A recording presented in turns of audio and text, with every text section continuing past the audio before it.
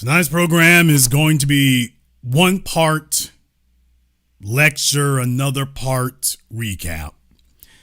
What it does is it reinforces every single syllable that I've told you now since I started broadcasting here on the business.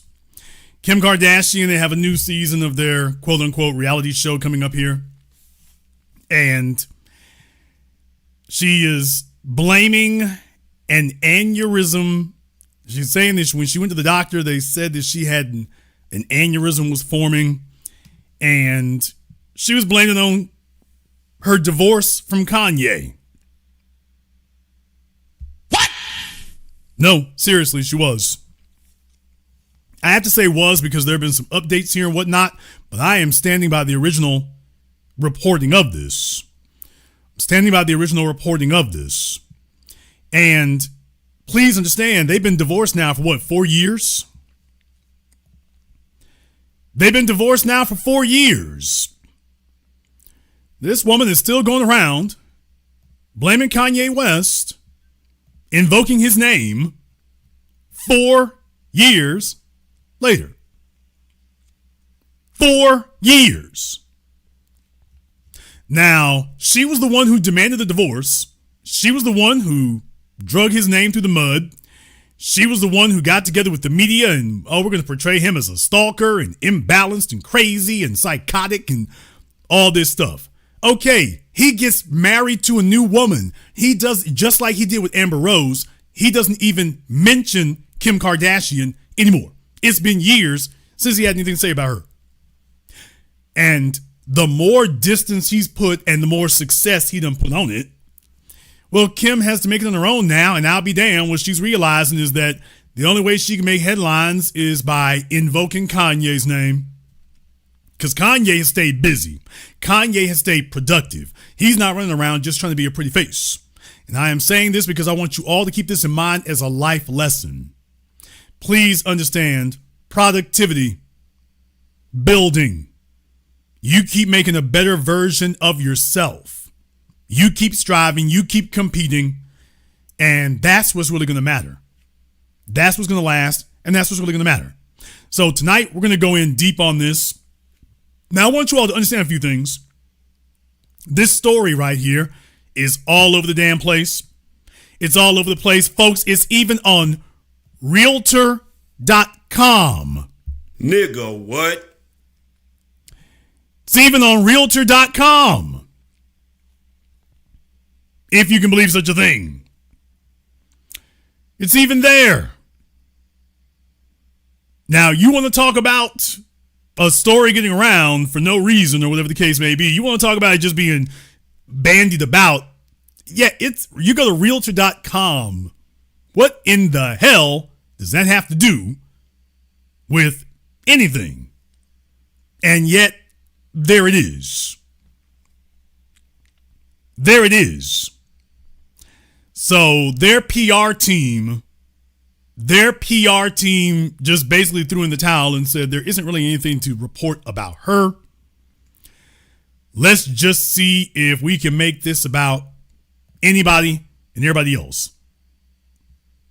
By the way, just to prove it to you here, I thought it was on the screen.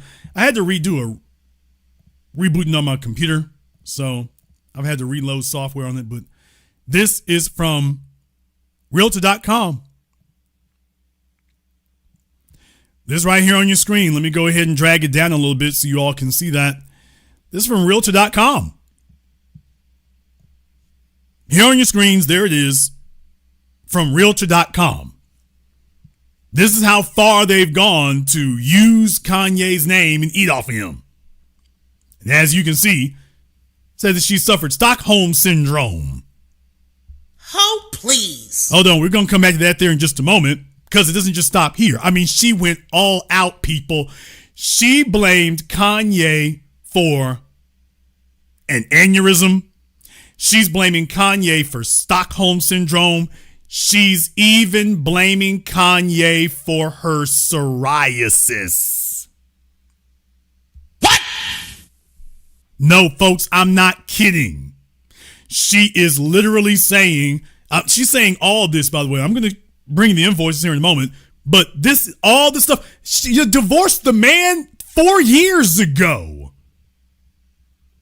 She divorced him 4 years ago, but she is not letting that stop her from bringing him up and for blaming him for everything from the sun going up to the sun going down right now. People, I thought she was free and living her best life with Pete Davidson.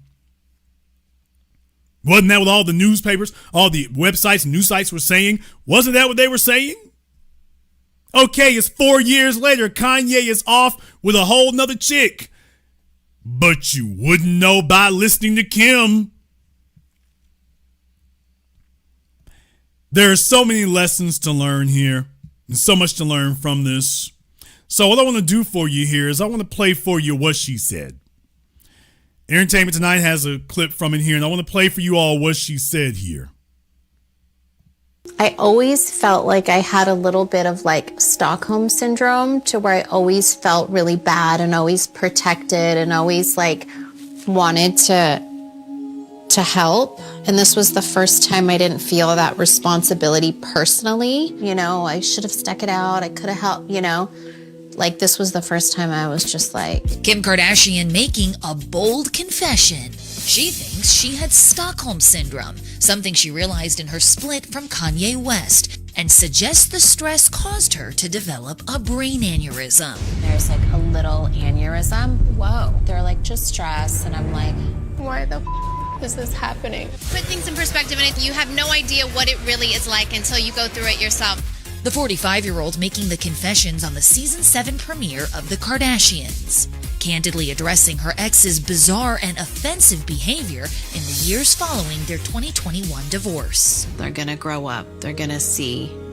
So my job as a mom is to just make sure that at a time when that behavior is happening, is just to make sure that they are protected. As much as people think that I have the luxury of walking away and not dealing ever again, that's not my reality. This person, we have 4 kids together. It's really so much pressure. This person. We have 4 kids together. This person. Yeah, this is a stand-up chick. No, folks, she's not bitter. She's not bitter. She's not angry. Kanye's the problem. That's why I want to remind you. She's not angry at all, is she? She's not bitter at all. Nothing negative here. Me and this person, and by the way, I'm gonna let this keep playing here in a moment, because they just sat up here and lied. I mean, Entertainment Tonight, like I said, they should be sued all over the damn place. They're leading you to believe one set of assumptions based off what they just, in the years since they got divorced. So now they're leading you to believe that Kanye has been on the tear since they got divorced for the last 4 years. And literally the man hadn't mentioned her in a couple of years at all. He's off with another chick, focusing his attention on her. So they lead you to believe that, but before this is over, she's going to tell you the exact opposite. I know, contradiction would never happen. But by the way, they led with making you hear that. And then before she's done with this clip, she's going to say totally the opposite. Sure. It's very confusing because... Oh, not only is she going to say the opposite, I got to interject. Not only is she going to say the complete opposite, she is going to admit that she's the one who wants Kanye. No. You're going to hear it here in just a few moments. I'm setting this up to let you know. By the way, I've done all the research on this.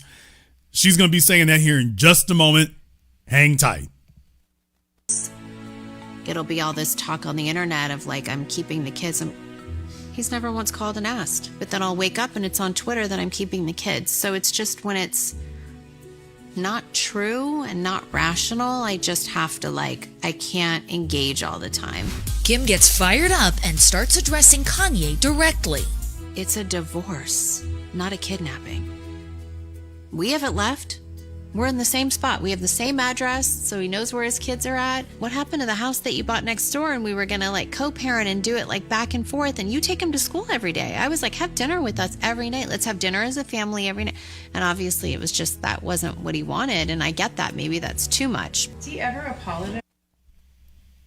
Folks, did I call it or did I call it? You can go back in my archive from earlier this year. I think it was January this year. I told you all that Ye had won. And I spent the last 4 years telling you all Ye just needs to keep on his grind. He's the best she could ever do. And she is going to have seller's remorse like a son of a gun when she jumps back out there and realizes it ain't going to happen, and that she would be the one who wanted him. I said it the whole time. You had folk who were trying to dispute me over it. You won't find any of them tonight. They won't be in the comment section. They won't call in. You all can go back to the program and see what's going on. You just heard what the hell that bat crap crazy stuff was she just said. But do you hear what she just said, fellas? We haven't left. We're in the same spot. We have the same address. So Okay, so obviously you're not worried for your safety, and you all of a sudden she's not worried about the children. Well, that's not what they were saying at the beginning of this hit piece. So when you actually ask her what's going on, well, she's saying something totally different. Why, she's perfectly fine with Kanye. As a matter of fact, she was inviting him over every morning and every evening. knows where his kids are at. What happened to the house that you bought next door and we were going to like co-parent and do it like back and forth and you take him to school every day? I was like, have dinner with us every night. Let's have dinner as a family every night. And now that one right there that's the craziest work of all. People, I said it before anybody else. I have never moved off of it. You damn right. I'm doing a victory lap on that one because I had people arguing with me, as you all know. Ever since since she filed for divorce, I had people arguing with me about what the significance of it was and just putting out nonsense. And I said what it was. And now, by the way, here your final receipts are. So I'm following up because next time some dumbass sits up here and tells you it's something different from what I said, I follow up on these things. If what I'm saying is not correct, let's follow up on it. Well, we're following up. We're the people who were arguing with me. Now, folks, she said that we can have dinner every night. What the hell kind of divorce is that? What kind of unstable ex is that? And oh yeah, by the way, I'm assuming that you'll be having dinner with Pete Davidson sitting there. Damn. I'm just assuming, by the way, folks, can you imagine being Pete Davidson? And she's telling you all this. She told Kanye, you can have dinner with us every night. Does that include Pete Davidson on the dinner guest list? Because it sounds like it does. Oh, now she's telling you all that, by the way, while she was on the rebound with Pete, she was telling Kanye, you can pick up the kids every day and take them to school, and you can have dinner with us, quote, like a family every evening. Now, does that sound like she was one bit worried, scared for her life, scared for her safety, unstable? Does that sound like she felt she was in any danger whatsoever? Yeah, buy a house next door. That'll be great. You can take the kids to school in the morning and have dinner with us in the evening. Why should we change anything? Well, that's not what they were saying at the beginning of this video. Why, she's getting aneurysms and blood pressure and it's all the blame. His behavior since the divorce. Well, she was inviting him over since the divorce. Oh, that kind of blows up your phony narrative. obviously it was just that wasn't what he wanted, and I get that. Maybe that's too much. Did he ever apologize? No. I'm not looking for it. I don't care. It's possible Kim doesn't care because she's too blessed to be stressed. Yeah, Bible. It's a great look. She's got her billion-dollar business. She said, Bible, it's a great look. People, at this point, Kim Kardashian has basically completed the ragged out run through hoe arc. She has completed her hoe journey. In your early 20s, when you're fresh-faced and new and ain't nobody touched all over you, you take your sexuality, you run it through the damn gutter. You don't care about God. You don't care about religion. You don't care about morality. You don't care about family. You don't care about decency. You don't give a damn. You 21. You're 25. The world is your oyster. That religion's crap is in the way. You don't need no God. You are God, the goddess. You are all that matters. Yeah, then we come back and check on you a decade or two later there. We're going to have some patience, baby. This is not a sprint. It's a marathon. We come back and check on them later. Next thing you know, when the phone stops ringing and nobody's lining up to take care of you and this baseball team, and you become too damn expensive, and the plastic surgeons can't really nip and tuck anymore, and there's a bunch of new fresh-faced girls out there that ain't been run through just yet. On their way, but now it's not their turn yet. Next thing you know, you call your man back. Hey, boo. How you doing? Hey. Me and Bianca, we going to France. I can't talk right now. Click. He doesn't come see his kids. He take care of his kids just fine. But you're the one wanted the divorce. You want him to go somewhere else. He went somewhere else. Now she's complaining.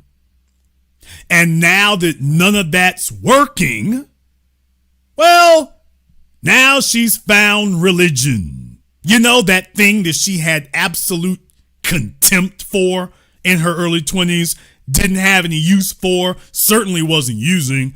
Now, all of a sudden, she's found religion.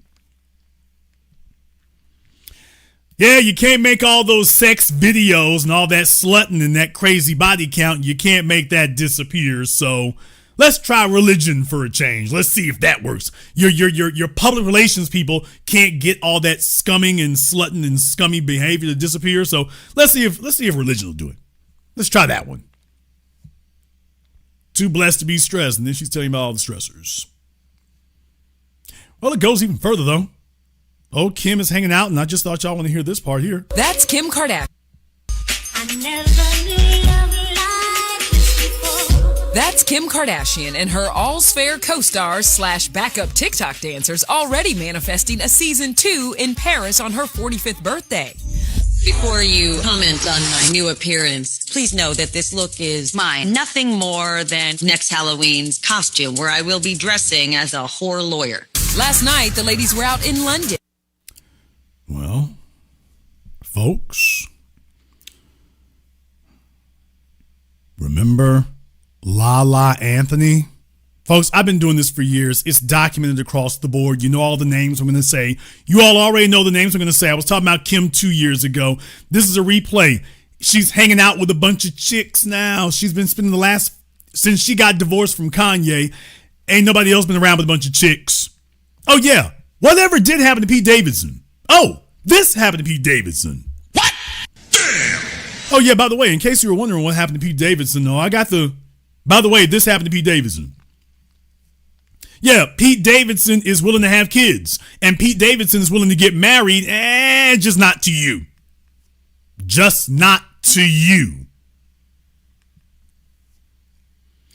Pete Davidson was willing to do all this stuff here, but by the way, yeah, just not with you. He wants a chick who ain't busted out five or six of Kanye's kids. Yeah. He wants a clean slate, or at least cleaner than you. He wants a clean slate. He wants to start over. He does not want some other dude who is the dominant figure here. And obviously, you still wish that you were back there, because Pete can't compete. He cannot compete with Kanye, baby. You are not going to stay a billionaire with your name hitched to Pete. She is just like Tina Knowles. Tina Knowles has kept Matthew Knowles' name even with a new husband. You want to talk about being emasculated? You want to talk about being emasculated?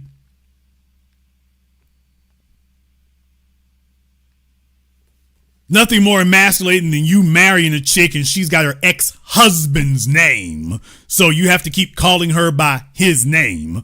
Well, Pete couldn't compete with Kanye. Kanye bought that broad 5 Maybachs.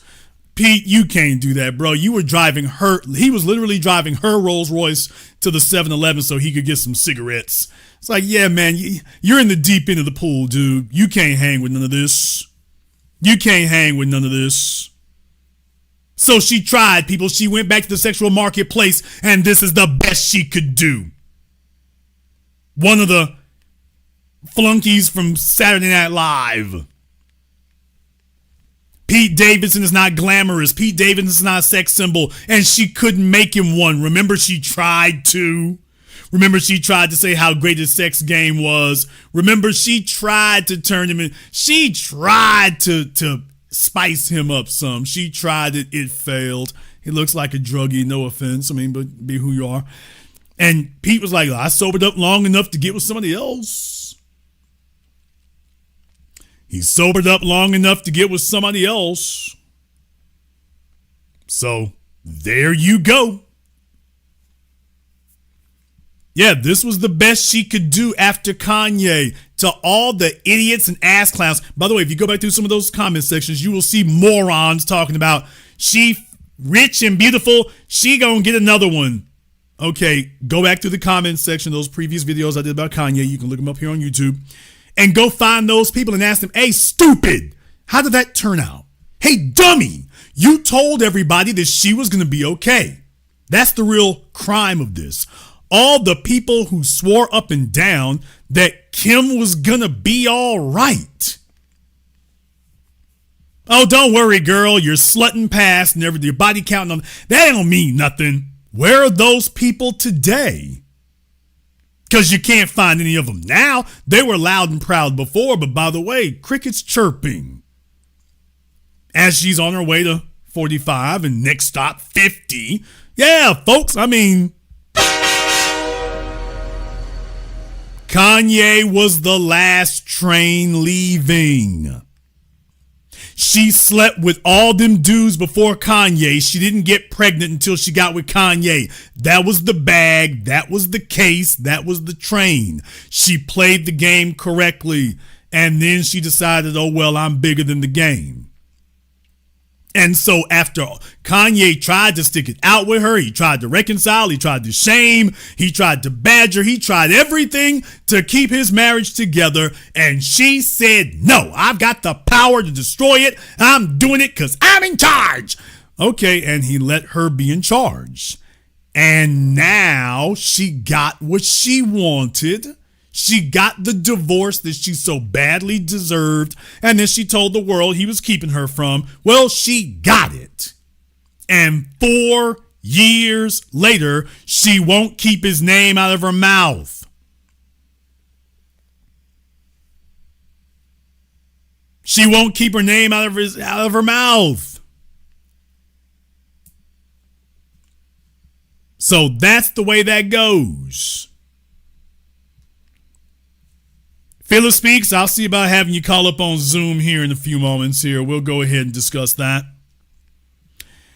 So she went to the sexual marketplace. She rolled the dice. It came up snake eyes. Now she's doing the weird stuff they usually do. She's running around. She's hanging out with a bunch of chicks. This is where she has to get her attention from now. This is where she's got to get the attention from now. Now, TMZ has changed it a bit there because they're saying they've updated it and talking about a family source tells us Kim does not blame Kanye for the aneurysm. Nigga, what? The creative editing for the season 7 trailer only made it seem that way, and we got to admit we fell for it hook, line, and sinker. So I'll show that to you here. This is from TMZ. This is what they're saying, but creative editing, they're the ones who did it. That's why all these sites are saying the same thing. Is Kim is blaming Kanye for it. So now they're like, oh hell, now that they've already thrown it out there and gotten attention for it, now they're, telling you different things. Say here, Kim had a scary medical discovery during season 7 premiere of The Kardashians. She suffered an aneurysm and she's blaming Kanye West.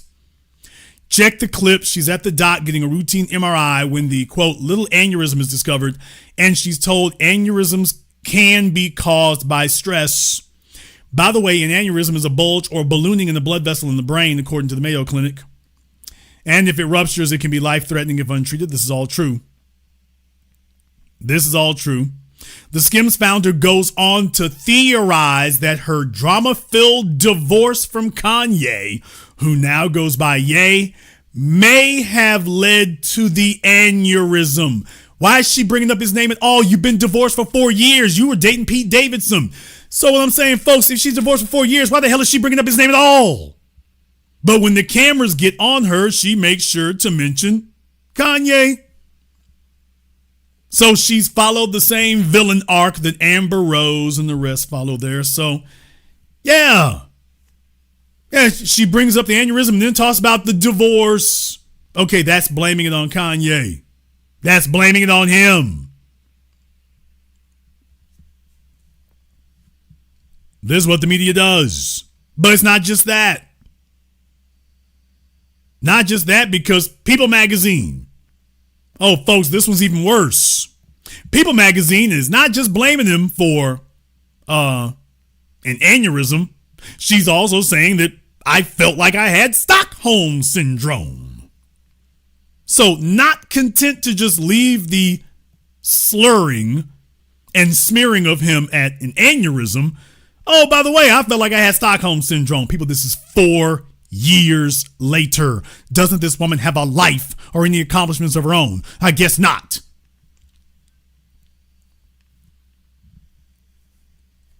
I want to read for you all here what the article says, though. The article says on season 7 premiere of The Kardashians, the 45-year-old was in between takes on the set of All's Fair when she got candid about her relationship with her ex, with whom she shares 4 kids. I want to show this on you all's screen so you can take a look at this here. As you can see, I haven't had psoriasis since I got divorced, and it just started coming back. Oh, please. People, she's blaming Kanye for psoriasis, damn it. I haven't had psoriasis since I got the divorce. People, this is literally what she's saying. She's literally blaming Kanye for her damn psoriasis.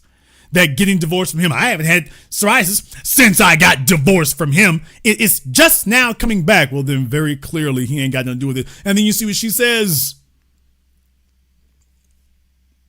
She revealed that she said she felt recently, quote, pretty tested by West. Pretty tested how? People, tell me the headlines about Kanye and Kim this year. I'll wait. Quote, I mean, I have psoriasis again, she said by way of proving how she's doing. Quote, I felt more stressed, probably just because I had to super protect what I had to protect. People, what the hell? They're not saying anything that Kanye is doing. I mean, this is some shades of To Kill a Mockingbird and Emmett Till here.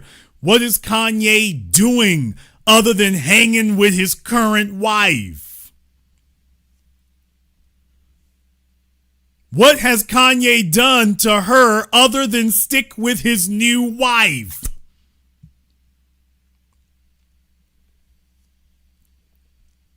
What has he done? Well, folks, I'll tell you what he's done, because they say what it is here. During the episode, Kim shut down the narrative that she has the luxury of walking away and not dealing with him ever again. Quote, that's not my reality. This person, we have 4 kids together. It's very confusing because it's all this talk on the internet of like, I'm keeping the kids. He's never once called or asked to see them. Folks, that's what he did? Or that's what he's doing?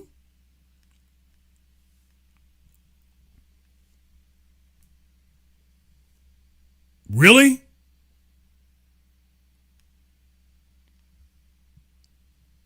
Let me go a little bit further here. You can take a look on your screens and see this part. This is from People Magazine's article reflecting on her relationship with the rapper age 48 and her decision to divorce him. Kim admitted she, quote, always felt like I had a bit of Stockholm Syndrome with West. And then take a look at this next part. Quote, I always felt really bad and always protected and always wanted to help him, she said, revealing she would think to herself, quote, I should have stuck it out, or I could have helped. But this was the first time I didn't feel that responsibility personally. It was so effing sad. Nobody was saying any of this 4 years ago. I was the only person who was saying it then, but the media wasn't saying this 4 years ago. They would have had you think of that otherwise.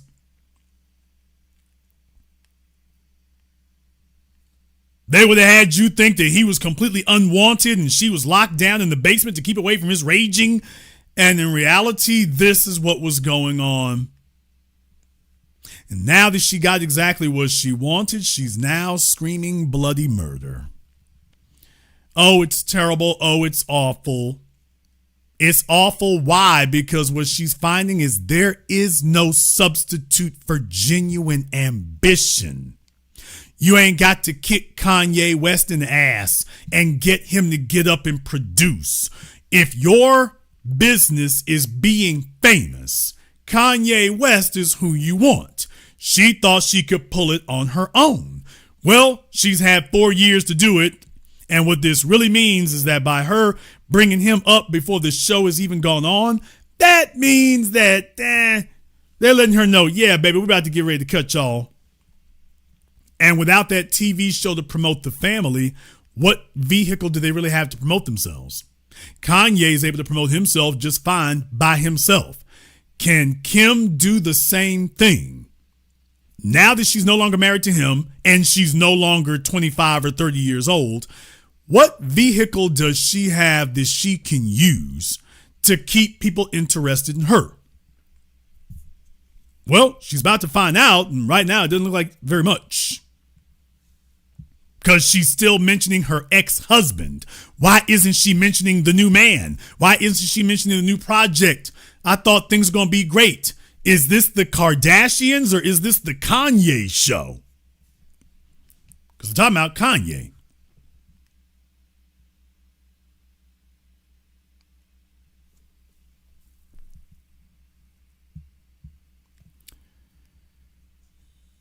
But it gets a little bit worse, actually.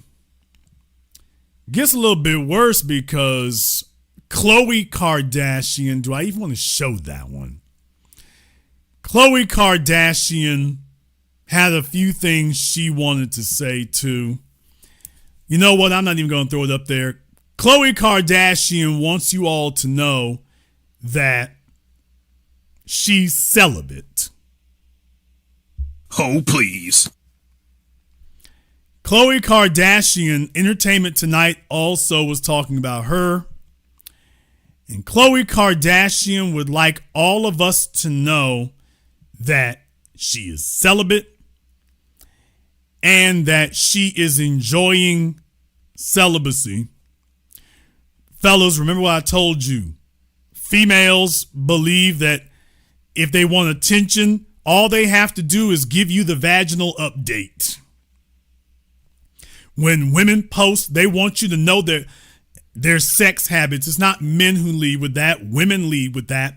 Women want you to know if they having sex, who they having sex with.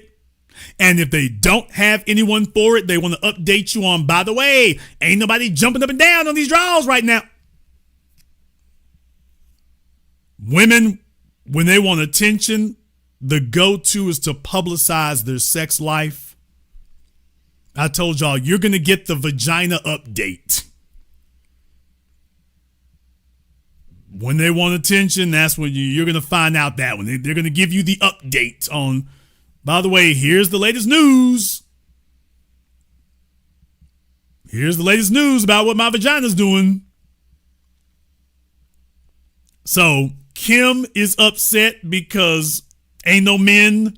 Khloe is upset because ain't no men. The younger sisters, They about to be upset here in a moment because that little river is drying up.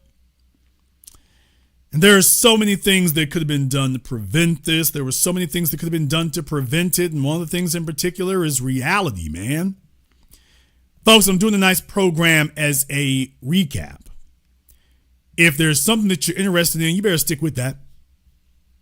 You better stick with it, man. If Kanye was so bad, she shouldn't be bringing his name up. She's bringing his name up because Kanye stayed on his grind. With or without her, Kanye stayed on message. With or without her, Kanye stayed on code. Kanye stayed focused. He tried to claw her back for a little bit. I told y'all that wasn't a good look. Kanye he started throwing that energy in another direction. And what he wanted to show was that, by the way, if I built Kim, I can build another one. And he did. And he did.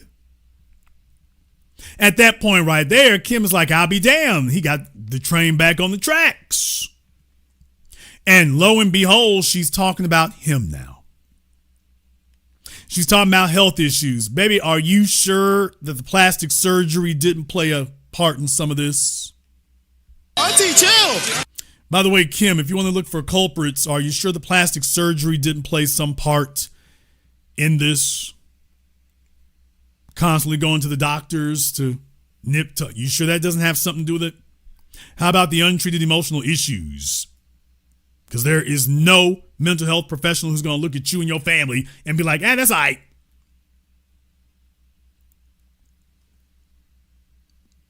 I mean, might as well be honest about it. Who you going to blame? Who are you going to blame?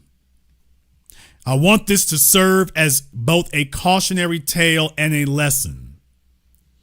Years ago, folks were saying what they say. They were clowning and stuff. I didn't do any of that. I told Ye, hey, bruh, get back on your square, man. This is a bad look.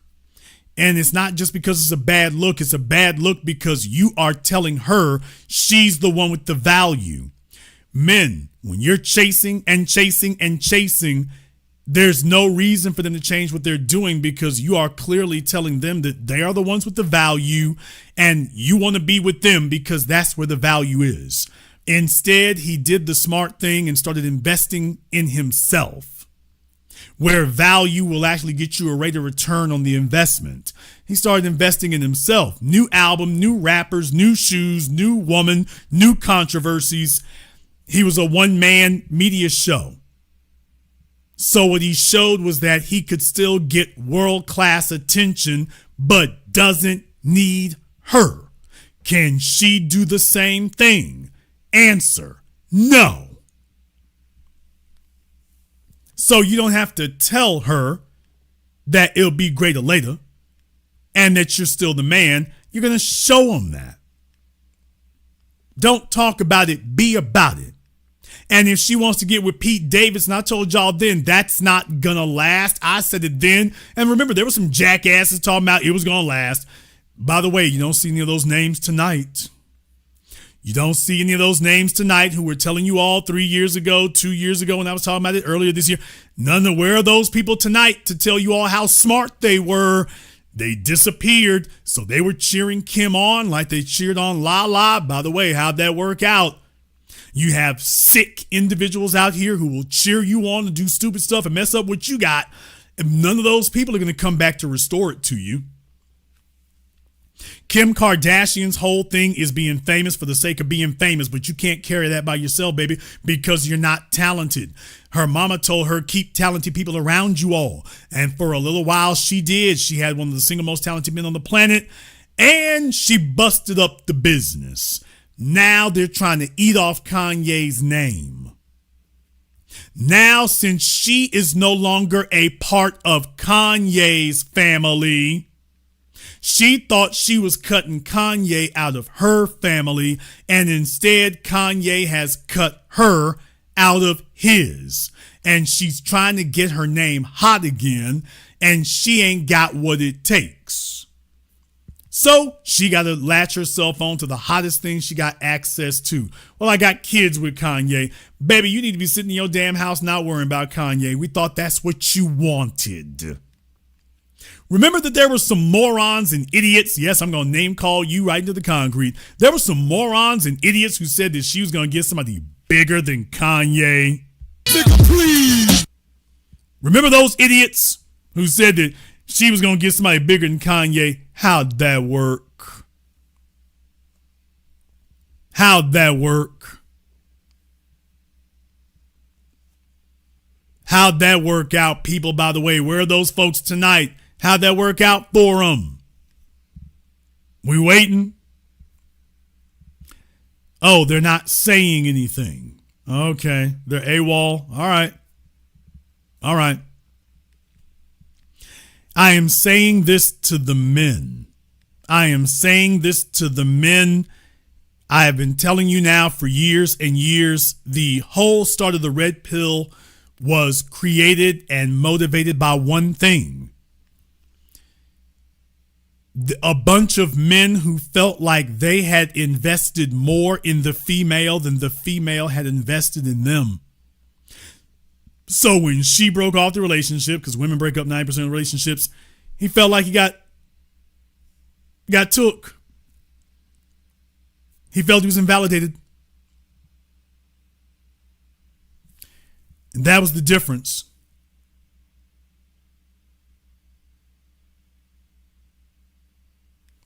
When your value is there, it speaks for itself, but you have to be the one who recognizes that. You're not going to get it from a female. You're not going to get it from other people. You're going to get it from you. You stop chasing them for validation. You focus your heart and soul on you. Now I'm going to say the next thing here. Even if you're heartbroken, even if you wish things had been different, just understand groveling to somebody doesn't make them more merciful. Groveling makes you look weak. You didn't get her groveling. She did not start up a relationship with you because you were groveling. She started up a relationship with you because you were the man. So please understand, groveling is not gonna work. It might work for a few days, but it is not gonna repair the situation. What you do is demonstrate to them that if you're the one who has the value, that's where you focus the value. Where fellas mess up at is they forget to just focus on themselves and then let the chips fall where they may. And in the background, buddy, if you building and you doing better and you coming up, that's the wild card that she's betting against. I've taught you all for over half a decade. Hypergamy is disarmed by uncertainty. Your red pill gurus never told you how to disarm hypergamy. Hypergamy is disarmed by uncertainty. If she's certain that she's the best you can do, if she's certain that you can't do any better than her, she's going to start getting rebellious. But if she's uncertain that you've peaked, if she's uncertain that you're at the top, she's going to be waiting to see if that's where it is. And if she's uncertain that you're going to be groveling to her. When Kim broke it off, Kanye was chasing her around, trying to put it back together. And what did she say? I got this fool wrapped around my finger. So why shouldn't I press the advantage? Soon as he stopped chasing her and put that chasing energy into another female and showed he could upgrade somebody else, younger and a clean slate, next thing you know, the old chick is looking around like, wait a minute. Hold on a second now. That's not a result of groveling. That's a result of investment. When you put the investment into you. That's what makes things better, is when you realize the best investment is in yourself. The best investment is always going to be in you. And everyone else is going to try to convince you that that's not where it is. Well, hell yeah, because they want you to keep putting that investment into them. Keep giving it to them. Keep handing it to them. Don't put it into yourself. You're not good enough. You're not good enough for it, and you're not You need to just keep putting it into them, and next thing you know, you keep chasing it and chasing it, and then you can't figure out. People, a lot of you are old enough to realize, most folk, man, they get more sadistic. They don't get more merciful when they see that. Hell, they get more sadistic. They don't say, well, hell, why don't you and I see if we can work this out? It's like, oh, when you get weak, she's like, oh, now I'm really going to stick it to you. Because I don't think there are going to be any consequences. So let me go ahead and do that. Let me do that instead. And for a little while, that's what she was doing. For a little while. Okay. Keep building. Keep grinding. Keep making it happen. Keep making it happen.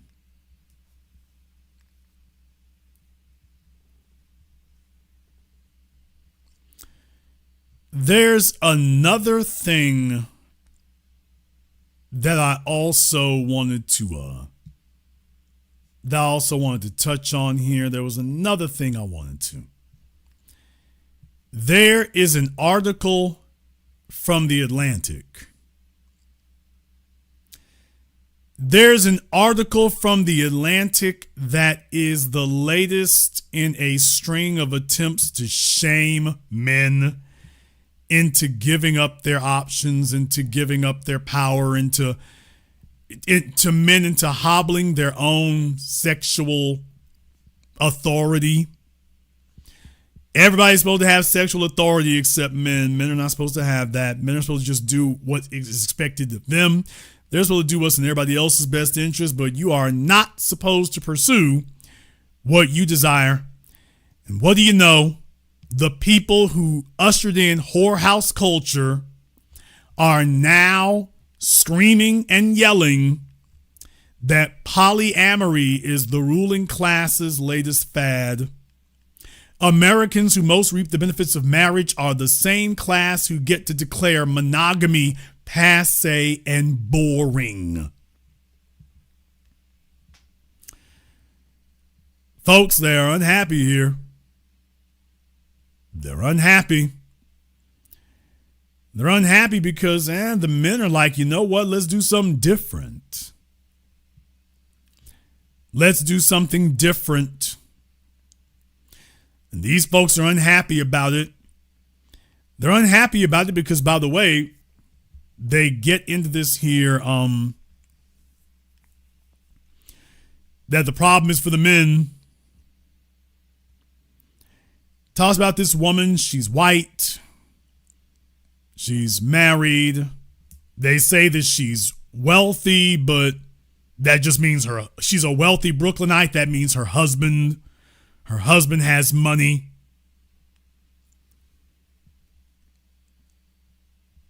Her husband has money. It says, I want to read to you some of the parts from the article. She wrote a book, and it says, despite the book's slick marketing, which takes great care to cast the author as a, quote, happily married mother, Molly, that's her name, is Molly's polyamorous journey towards self-actualization does not seem to bring her much happiness. It seems to make her miserable while taking her attention away from the real issues: a husband who behaves like an a-hole, an unbalanced division of household labor, an unorthodox childhood, a desire to please everyone no matter the personal cost.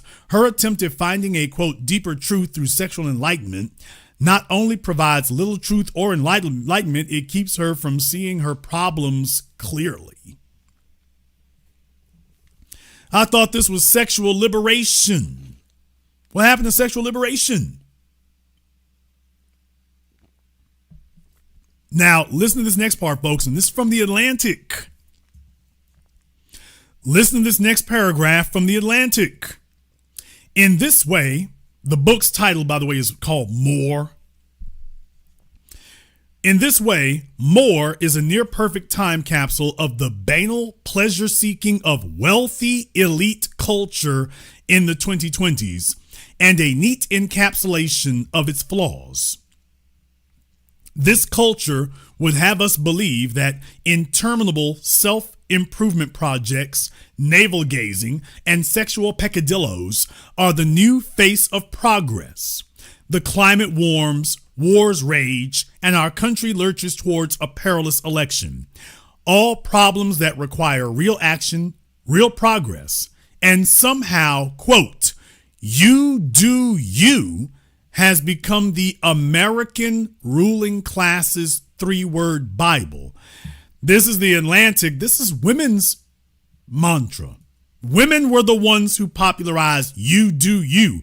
Whenever you called them out about their behavior, their response was you do you. Me do me. Now these people come back and tell you, oh, it's not women, it's the ruling class. Well, they're not talking about women when they say that. They just let the woman off the hook and demonized her husband, even though she chose this. So they're trying to spin this all that women's sexual, thrill seeking, no accountability, and they're still blaming the men. Still blaming the men.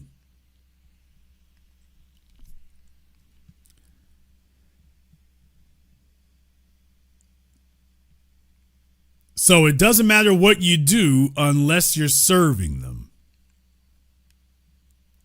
That's what they're looking for. They also said here early on in her book, More, Molly is given homework by her therapist. Now, you all know what I think about therapists, so okay. The therapist gave her, quote, homework to create a list of things she wants freedom from. See, when they talk to females, it's all about you do you. Do whatever you want. The only thing the therapist is going to coach you on is anything that you feel is limiting you or inhibiting you. So if you want to be the biggest whore in town, you do that. And if things go badly, well, that's what you have a husband for. Blame him. It's his fault. They don't stand by their behavior. If it goes bad, blame him. He should have done something different so that you wouldn't have to do that.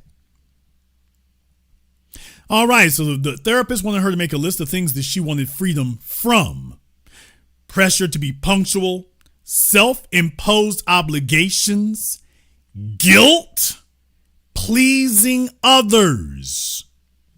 So she wants freedom from obligations, guilt, being punctual, pleasing others.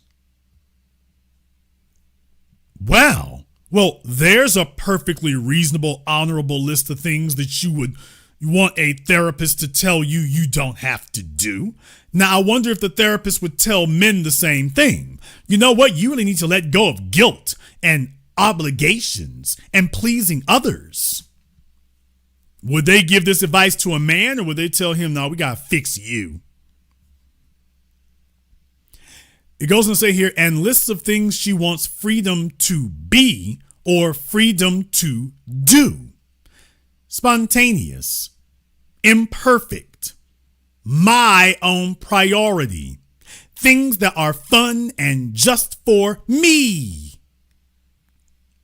Molly carries these lists around with her everywhere, tucked safely in a pocket as she navigates the, at times, fiery and frigid waters of ethical non-monogamy. What the author is trying to find in her open relationship is not sex, but self-understanding. What it means, how we get it, whether sex can provide it. And although the answers Molly arrives at are not cheaply won, they are cheap all the same. Near the end of the memoir, the author's mother provides the empty epiphany toward which the text careens. Quote, everything that happens in life is an opportunity to learn about yourself. Marriage, motherhood, relationships, even anger and illness. Nothing that happens is good or bad in and of itself. It's all just an opportunity to learn and grow. With this maternal revelation, Molly's, quote, skin starts to tingle. She relates that the advice, quote, feels almost holy.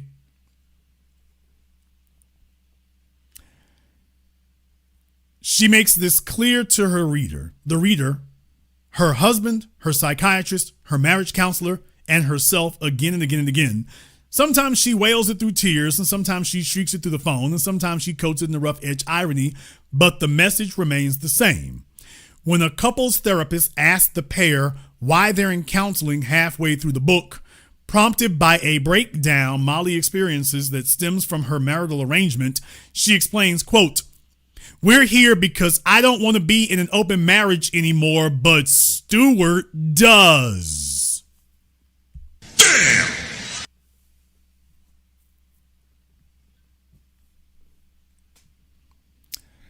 So, as I said,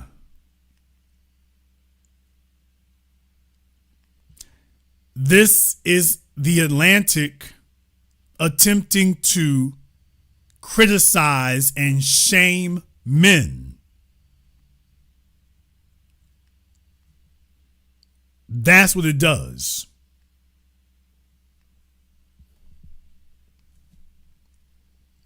They go on to say here, but for all the unpleasantness that she endures, Molly spends most of the book deluding herself that she's in charge and having a grand old time. When a date treats her dismissively after she gives him a public oral sex, quote, "Never mind," she tells herself, "I'm having adventures, I'm living."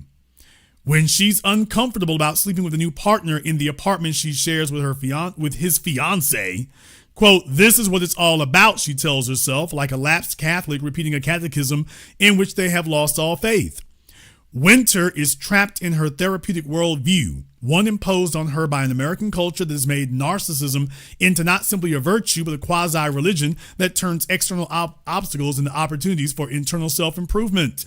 Well, this doesn't sound like a criticism directly of her, by the way.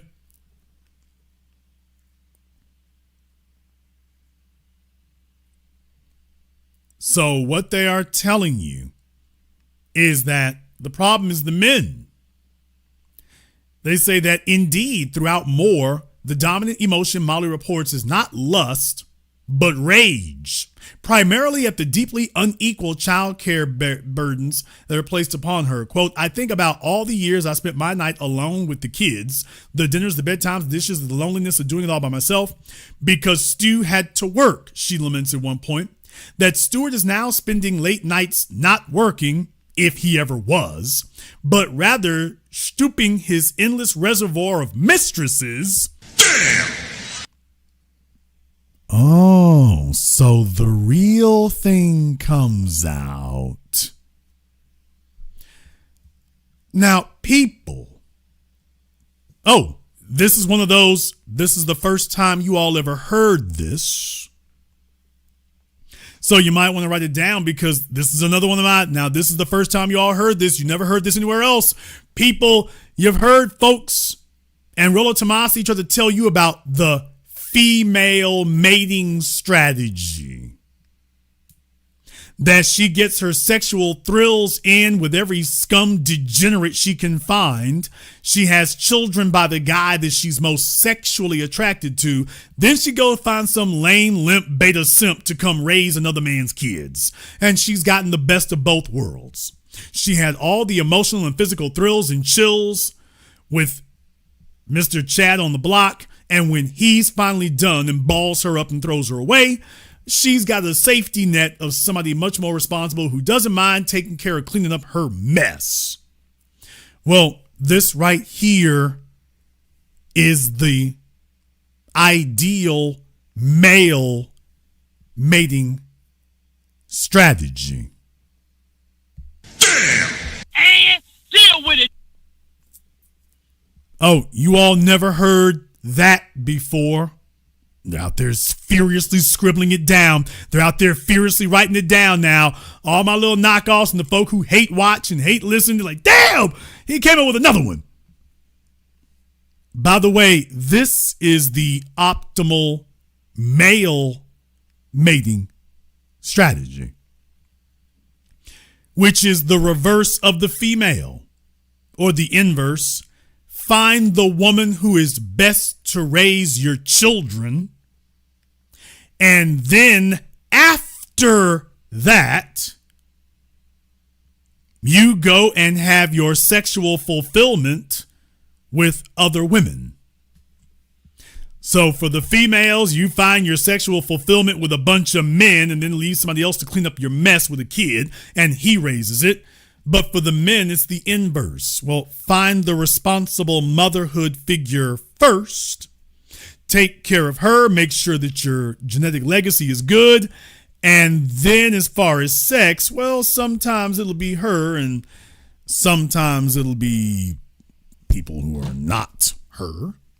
But you've taken care of your responsibilities to your bloodline, to your legacy, to the woman you committed to socially. You're taking care of her. Yeah, y'all never thought of it that way before because you even your red pill folk are trying to frame you that you're victims and there's nothing you can do. That's why we don't do red pill here. We do power dynamics. And this is a power dynamic. This is actually, is there an inverse or a counterpart to the quote female mating strategy? Please tell me why your male gurus never told you this. Because they don't know. Oh yeah, by the way, the reason your red pill gurus and manosphere folk never said it, yeah, because they don't know. They're just as much henpecked as the guys they claim that they're trying to game up. But by the way, they couldn't tell you this because they don't know. They don't know how to get out of any of this. Anybody talking to you about it's a praxology, they don't know what to do. Come to me, I'll tell you what to do. So what this means now is that the men are flipping the table. The men are flipping the tables. It's happening slowly but surely, but the men are flipping the tables because if the females are not going to abide by traditional male-female culture, the men are saying, well, hell, if it's a brand new day, it's a brand new day for everybody. It's not going to be just a brand new day for the women, but the same old same for the men. It's a brand new day for everybody. This is a man who told his wife, you know what? If you want to keep your options open on second thought, why don't you go ahead and do that? You just keep your options open. You just go ahead and do that and do whatever you do. Once again, like Kim Kardashian, she got what she wanted. She wanted to keep her options open and sleep with other folk. Okay, and the husband's like, you know what? I think this is a great idea. As a matter of fact, let's keep it like this. Okay, but let's be clear. They're upset because this dude is papered up. People, the problem is that this dude is papered up. He's got the bag. And he let her know, hey, we ain't getting married if you're the only person I get to sleep with. It ain't going to be like that. It's not going to be that way. So in other words, he leveraged his productivity to say exactly what he wanted. And the folk who write in the article are angry that men are doing this. So they phrase this as the ruling class. They're really talking about men who know their worth. Alrighty then. Oh, so in other words, you're all angry and pissy and upset because the men know their worth. He's worth more than one female. He's able to support 3 or 4 females. So he knows his worth. And they're trying to shame men and say that, by the way, we need to go embrace monogamy. These are the same people who have been condemning monogamy in traditional families and you do all your sexual thrill seeking. Now that the men are like, you know what, that's a great idea. Let's steer this in the direction we wanted to go in. Now they're telling you men need to stop. Oh, you men need to quit doing what you're doing. Ain't it a trip how the world keeps turning? Cat's out the bag now, y'all. Cat's out the bag. Everybody abandoned traditional everything. It's like, okay, you know what? Now the men have said, all right, we're good. And everyone's telling the men, y'all got to get back to work and take responsibility for everything. I'm not saying that this type of marriage would be for me, because it's not. But what I am saying is, now look at how angry all these people are getting at men taking control of their sexuality. So what it shows you is what I always told you: the society is united behind the goal and the cause and the mission of controlling what men do sexually. Do you all understand that right now the American social order wants men to submit to not women, but single mothers? What? They do not want men to submit to women. They want men to submit to single moms. Because you see, single mothers today are having more children sooner. They want to stop the population decrease, particularly in white society. So you see, the pressure is on. The pressure is on because these women are a burden on the system. So they want the women to have the kids. The government don't give a highfalutin damn who the father is, which is why they don't insist on paternity tests, and they haven't passed paternity fraud laws. But oh yeah, they want to change the laws again, y'all, for men. Nigga, what? Just want y'all to know that, by the way, they want to change the laws again for men. Because you see, they haven't rigged it enough and brutalized the men enough. No, they want to change it one more again. In case you didn't know, you have to have me here because of course, I'm going to be looking for information. I'm going to be looking for these things.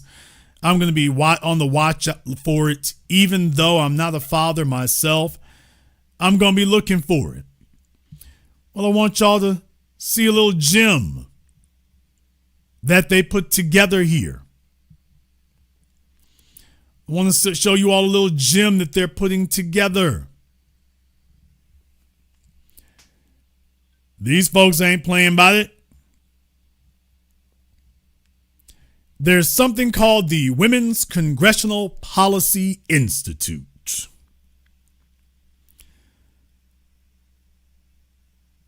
The Women's Congressional Policy Institute.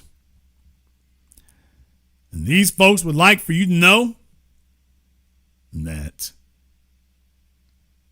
they've got all kinds of thoughts about what to do for you here.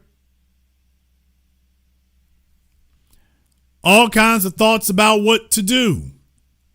Now, while men are out here just minding their business and struggling to survive, don't you understand? These folks don't stop thinking about you. They don't stop thinking about you.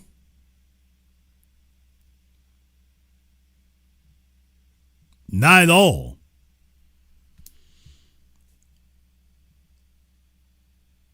All right, Jason, the suspense is killing us here. Let me go ahead and show you on your screens, by the way. Brace yourselves. This is the House approves. Now, this is not the name of it, really, because the name is something different. House approves child support reform and fatherhood package. Your other YouTubers will be talking about this way late. So for those of you who are listening to me, you are ahead of the curve. The other YouTubers will be talking about this way late, y'all. And wait till you hear what's in here from the Women's Congressional Policy Institute.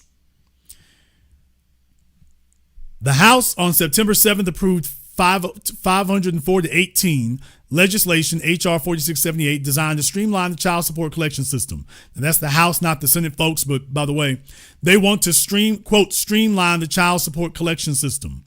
The bill, sponsored by Representative Nancy Johnson, was approved by the House Ways and Means Committee on July 19th. So the men can't get no damn things out of committee, but the women can get any stalker law they want out. Wait till you see what I mean. Opening floor debate, Representative Johnson said, quote, "This bill will move us." Now, you see in this title here, it says child support reform and fatherhood package. Well, you're thinking they're going to do something for fatherhood. No, they're not going to do something for fatherhood. They want to do something to fatherhood. This bill will move us a dramatic step forward in helping our poorest young people help themselves by making sure that child support money stays in the family. This will help young mothers avoid or get off welfare and bring young fathers and their children closer together. When a politician says they're about to help you, you know it's about to be exactly the opposite. H.R. 4678 aims to continue efforts started as part of the 1996 Welfare Reform Law, which included several changes to child support collection. One aspect of the bill would expand the, quote, pass-through of child support payments. Now, I've talked about this before, about how the federal government gets involved in the child support racket. This seems like it's going to help, but in reality, wait till you hear some of the details. Most child support cases involve a court order outlining support obligations. Under current law, support is collected in those cases by state government with some federal funding. Rather than being passed through to the custodial parent, some of the funds are kept by the state to help pay administrative costs. Nigga, what? So for those of you who didn't understand, they're now finally explaining to you, oh yeah, by the way, when you pay child support, not all the money goes to your kids. Even if you have a female who's not taking the money and spending it on her nails and hair, by the way, the government gets to keep a cut. People, not if you are in arrears. No, for the child support you're paying, oh, this is administrative costs. If you're not in arrears, what's the administrative costs? So when you go into court, the judges and the prosecutors have a vested interest in hitting you for child support because they get a cut of it. And this is the way it's always been. But notice the females were not the ones complaining, just the men. If the custodial parent is receiving welfare benefits, the entire child support payment is kept by the state to help offset the cost of the welfare benefits. What? Folks, so the man has to pay. If she's on welfare, they don't tell her she has to get off welfare. They tell her she can stay on welfare and we just gonna keep your man's money. We'll keep his money. You just stay where you at.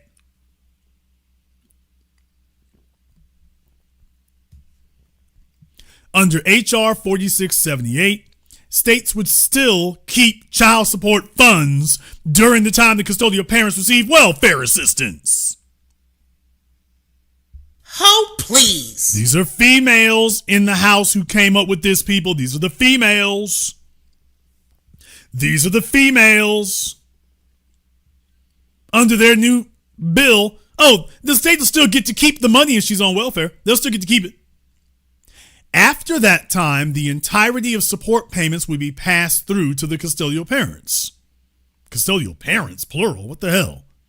This bill also would by the way, so what they're saying is that as long as she's on welfare, she can keep the welfare and the state will keep your child support money. Hello, NBA players. Hello, NBA players. But after she gets off welfare, well, then this entirety of the support payments will be passed through to the parents. The bill also would institute a policy known as, quote, families first. If you're not married, you don't have a family, which would ensure that custodial parents leaving the welfare rolls are awarded all child support arrearages collected while they were on welfare.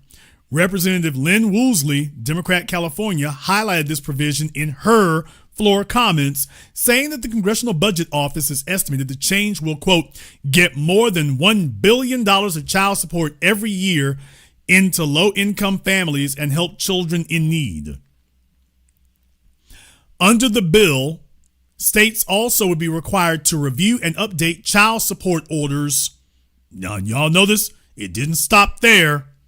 They didn't stop about that child support racket, keeping that going. They call it streamlining it. They keep the child support racket going, but listen to this next part. Under the bill, this is all in the same bill now, states also would be required to review and update child support orders when custodial parents leave the welfare rolls and at least every 3 years otherwise. States would be encouraged, notice first it says you're required, then it says states would be encouraged to increase their use of information in the federal new hires database for locating non-custodial parents who have not complied with child support orders. So yeah, we want the states to look at our new hires database. No wonder they want to keep track of everybody so they can control your income and control your money. Palantir, Oracle, are they involved? Is Palantir and Oracle involved, by the way? Who knows? Now look at the next part, folks, because they ain't done. Here, damn it, is the bust down. The measure would expand a program that allows the denial of passports to non-custodial parents who owe child support. Now watch this. Currently, passports can be denied for those with $5,000 in outstanding arrearages. That threshold would be dropped to $2,500 under HR 4678. What? So let me get this straight. They want to increase the amount they give all the hoes. He got us hoes. I sure did. And deal with it, nigga. They want to increase the amount that they give all the hoes for earned income when the hoe ain't working. Child tax credits. Every time we turn around, they want to give the females more money. Oh, you have to adjust that. It's hard out here. It's hard out here. But for the men, oh, no. Not only are we not going to honor the $5,000, we're going to drop that to $2,500. Well, we're going to drop that. So the men have to pay regardless. No responsibility to the females. The females don't even have to, it doesn't even have to be your child. Notice the feds are not demanding that the females take any accountability or any responsibility. They don't care who you have the kids by so long as you have them. And then they can use this to oppress the males. Similarly, the bill would also allow the denial of visas and residency status for those owing $2,500 in child support to American citizens.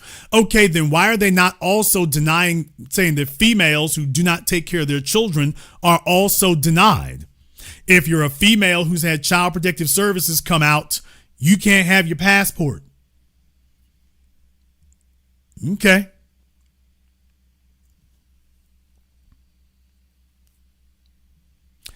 So I wanted you all to know what was going on out there. That right now, men are too free. Men have been asserting themselves too much. Men are taking too much power for themselves. And now the government is saying it's time to crack down and remind the men who the boss is. And that they cannot be allowed to do this. The men are getting out of control. We need the men to build because the females will never, ever do what the men do. They don't do the jobs that we do. And even in the cases where they can, the lightweight, indoor, air-conditioned, carpeted luxury jobs, the females still don't work as hard as the men and don't work as many hours. So if you're going to keep this thing going and balance budgets or whatever else, no, we got to put these men back in confinement. We got to put the men back on lockdown. Too many of them are thinking like free folk. They're not taking care of the bastard kids and subsidizing the government. The men are not putting themselves in enough chains. So, like a failing corporation, remember y'all, the birth rates are dropping. The teenage pregnancy rates are dropping. There are not as many bastard baby making males out there as there used to be. So what do you have to do when your corporation has fewer customers and isn't making as much profit? Well, you have to raise the prices on the customers you already have. You have to raise what you charge them.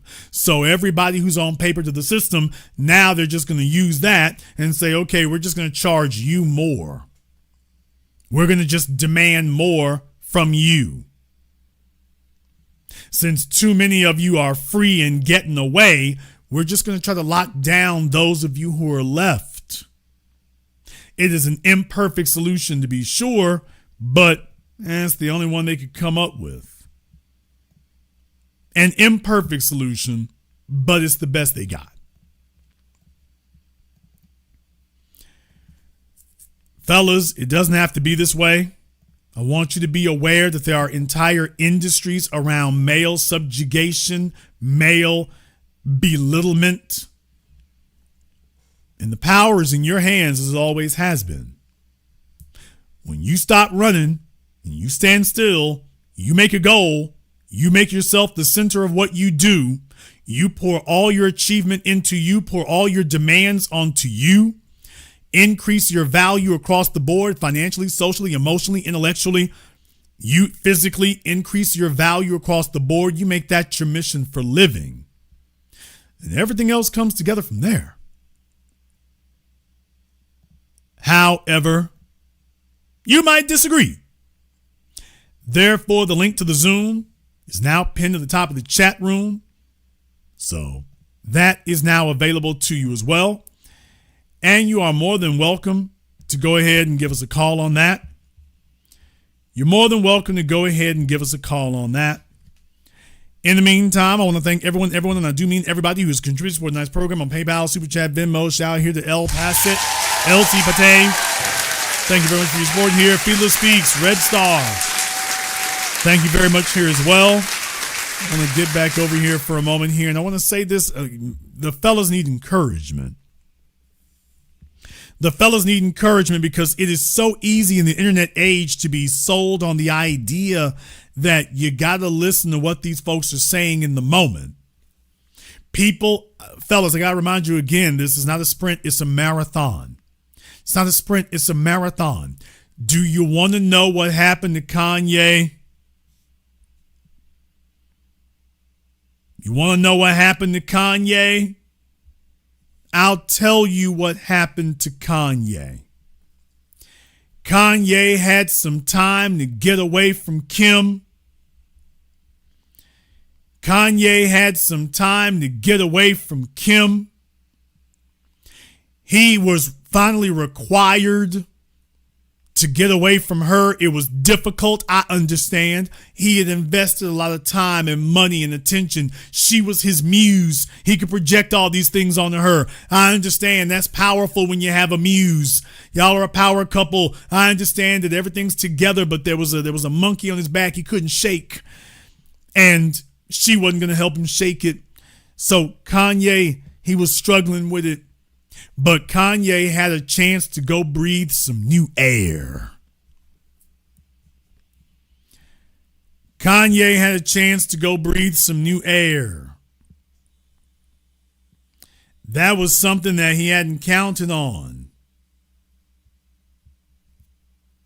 He had to be required to go find someplace new.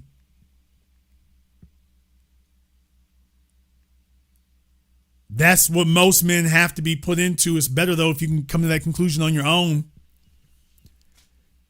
Kanye had to get out here. He had to find somebody new. He had to either keep going or die. He had to make that happen. He had to. He was forced to get back to his roots. He was forced to get back to basics. He was forced that chapter was closed and that either he was going to prove he was the man or that was it. So Kanye was forced to evolve. He was forced to show that not only is their life after Kim is bigger and better, he was forced to do that. That was the part that he had doubts about and questions about because he got lost in the woods. See, fellas, here's the thing right here. When a female is your primary focus, you lose your power, you lose your attractiveness, you lose your edge. Your focus is always supposed to be on your purpose. And it was much better, listen to me, it was much better for Kanye West to be wilding out in France and Paris with Bianca than to be sitting here in America groveling on his knees and begging Kim. He was a whole lot better investing in the new hotness and getting another chick hot than investing in the old one. Ain't that right, Darlene Ortiz?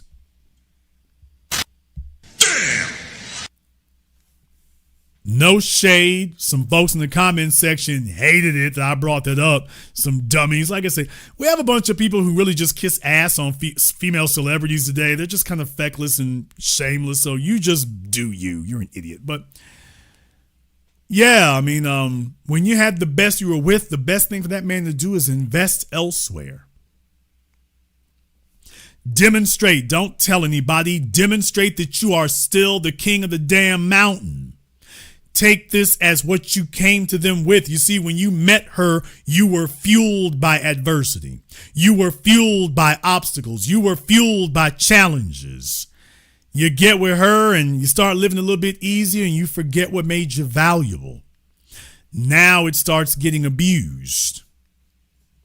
The only way out is through. And now you start reminding yourself what it was that gave you value in the first place. Your ability to meet challenges and overcome them. Now you're going to show her that the train ain't gonna stop simply because she jumped off of it. No. We got to talk about this because the red pill, the whole thing is that it never talks about what the real issue is. Because either they don't know or they're too scared or they're too busy trying to intellectualize it and they overcomplicate it. Fellas, I understand being invested in the female. I get it. I don't blame you for that, but just understand that doesn't end well. A female is not with you for you. She is with you for your productivity, for what you produce, your ability to make results. That's what she's there for. And when you start telling yourself that she's here just because of me, that's where it becomes the problem. The red pill exists because you have so many males who are not leveling with themselves and being honest about what you're really there for and what you really expect. You're not being honest that you feel powerless and the power dynamic is thrown off. You're not being honest about what the point of focusing is. The point of focusing is so that you can demonstrate there is life after Kim. There was life before it. There was actually life during it. And there will be life after it. Now your next challenge is to prove that it will be greater. Sitting around playing sad love songs and looking at your old photographs and stuff, that serves her. A man is never supposed to be fixated on his past. He's always supposed to be looking towards the future. And breaking up with her is the essential element of hardship and challenge that knocks you across the back of the head and reminds you how we got to the top of the mountain in the first damn place. We didn't get there by focusing on a broad. We got there by focusing on our mission. You have forgotten the mission. We got to get you back in touch with the mission. And once you get back in touch with that, everything else falls into place. She needs you to focus on her so that she can go around sitting up here sports slutting her way through life, knowing that you'll be there. Oh, y'all didn't want me to do this? You see, Kim Kardashian was perfectly fine because Kanye was consistent about her. So when she decided that she wanted to wild out, Kanye was still at the door knocking. He's still texting. He's still doing this, that, and the other. And as long as he was doing that, she felt no obligation and no need to change anything. Why shouldn't I go sleep with Pete Davidson or whoever else? Why shouldn't I? Kanye gonna be right there. Hell, he just bought me 4-5 Maybach GLS's. He just bought me 5 Maybachs. Why do I have to change anything? He gonna be right there. Please understand that is the most abusive part of female culture today. The assumption that you will be standing there. This is what makes stepdads stupid. No disrespect, no offense. I got to call it like it is, straight down the middle. She was expecting you to be the sad sack who would be there to clean up the mess that she made with the man she really wanted to be with. Damn! She was expecting you to be there to take his seconds or thirds, or some of y'all out here getting fifths and sixths. She expected you to take it. She expected you to still be standing there and sitting there when she got done being slutted through by everybody else. And what is encouraging this culture of behavior is that there are still a rather pathetic group of guys out there who can't do any better, and they're willing to take that scummy, smeared up, slutty deal. That's the issue. They're willing to take the deal. They didn't want to hear anything else. So as long as she knows you're standing outside that door, as long as she knows that you still want her, she's like, okay, so my fallback position is still good. I can go back to Kanye whenever I want to. Then I showed y'all, if you missed it earlier tonight, by the way, this is what you get for being late, but I played her. That was supposed to be a lure, something to keep him on the hook, a lure to keep him on the hook. Oh, you can still have dinner with us as a family. She just wanted to make sure wasn't nobody else getting in the way so she could monitor him. And don't believe that. She would be telling him most of the time, you can't come over here, the kid, you're upsetting people. So Kanye just broke it off and said, here's your little old child support, and I'm going to go do what I do.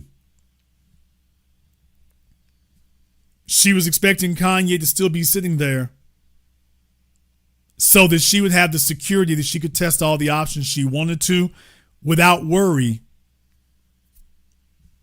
She never imagined that Kanye West would be able to replace her. She never thought he would actually be like, well, you know what? I tried to reconcile. We tried to do that. You clown me and everything else here. And fellas, like I say, that may happen. You know, charge it to the game.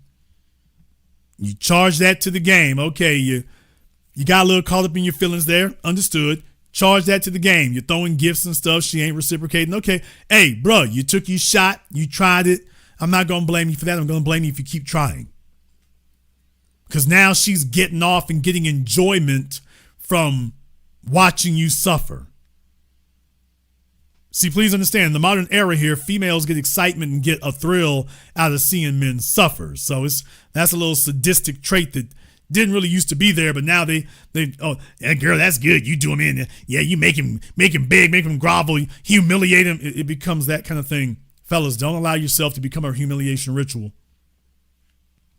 Don't allow it to become a humiliation ritual. When you drop that heifer, that's it. You do not mention her to other people after that. That's it. You're done. We're going to the next thing. And what I'm saying is that it may be work. It may be hard. It may be difficult. You finding yourself getting nostalgic and you're replaying all this stuff here. And, your best memories were with her. But understand, you are the foundation of all your best memories. The key ingredient is you, not her. You are the one who makes the excitement. You are the one that makes the fireworks. At least you're supposed to be. So if she decides to do something stupid and she gets cut from the team, just remember, you're the one steering it. You have to be prepared for people to flip bad on you. You have to be prepared for people to flip bad on you. I didn't say it's nice. I didn't say it's great. You just have to accept that comes with the territory. This comes with the territory. Let's go ahead and jump over here on Zoom right quick. All right, we got Prince over here on Zoom. What's on your mind, Prince? Brother Jason, sometime I be trying to scratch my head. I be wanting to doubt you, man. But God, dog, you are very sharp, brother. Do you understand how serious this law is? They're almost trying to make it federal, not a state crime, but a federal crime to not pay child support. And they're going to be the ones sitting here. Look how they want to control the funds, because what they give the woman in food stamps or welfare ain't going to be necessarily what they getting the straight money from the Ball Star or whoever. And now, given that point, what veterans benefits cannot be taken, if it's run by the federal government, it can. They can go directly into the funds. And it could be a catch-22. Jason, see, you brought up a clear point. You remember Trevor Noah when he compared Kanye's rant, when he was upset about his wife at the time, Kim Kardashian, to his own father attacking his mother. So when a man tries to so-called fight for his wife, they will use that against you. A woman that has options in other men, or believe that she has options in other men, will not respect the man that she feels don't have any other options or not exercising those options in other women. So the media had nothing to say. Not a word, brother. She got an endorsement deal. Sha'Carri Richardson beating up on her damn boyfriend on video. Here he is. She doing the damn ditty in the hallway of the hotel. The media said nothing. As a matter of fact, she got an endorsement deal after that. So they're basically saying, oh, this is the American social order telling you that not only are men disposable, men are hated. Erica Mania is on video hopping the damn fence at Safari's house. On video, putting up a damn ladder and hopping the damn fence. Once again, I talked about it. The internet talked about it. The corporate media, the government, nobody said nothing. Nothing. Not a word. Brittany Renner acting a damn fool in the driveway of her parents' home. Outside the internet, crickets. Nothing.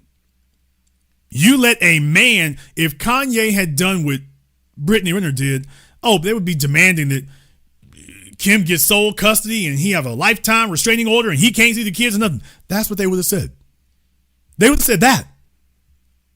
So it's bigger than just the child support thing. It is about establishing an air of hostility and animosity towards men in general, period.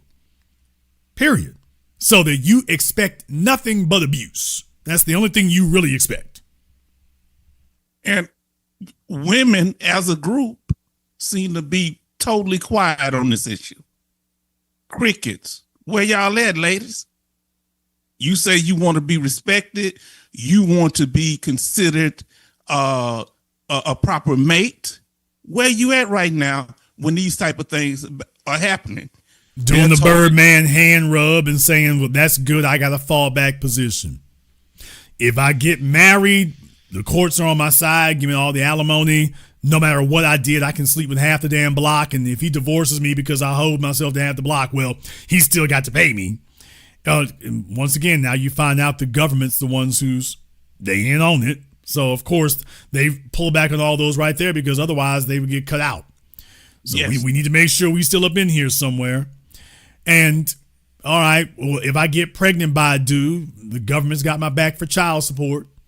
They got my back for that. So everything's about having your back, man. Everything's about that.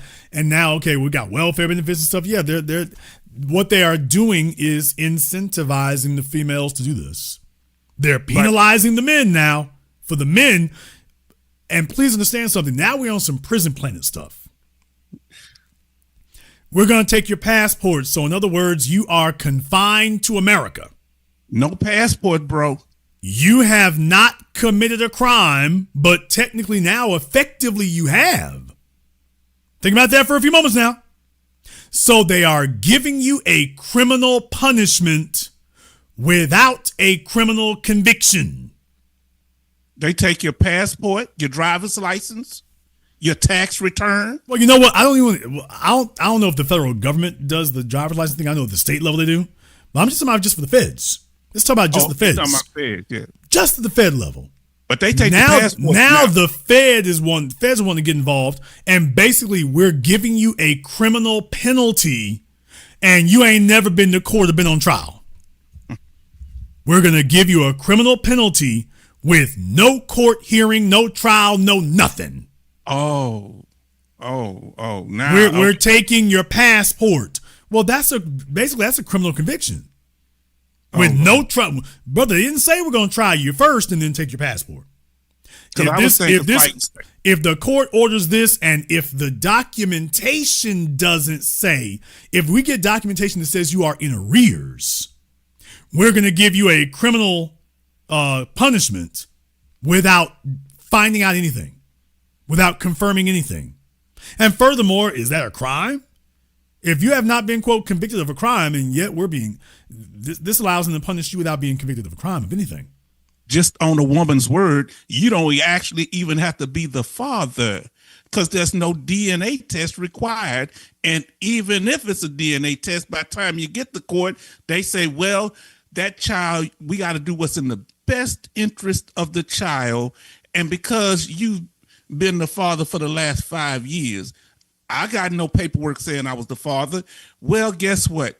It's in the best interest of the child that we designate you the father. If y'all think I'm playing, you better look it up.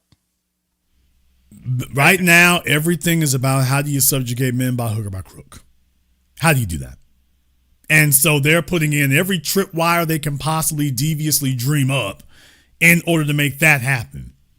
Now, the females are being required to do nothing except drop the load. But for the men, it's like, okay, now the baby's here. We can leverage this baby to control the men.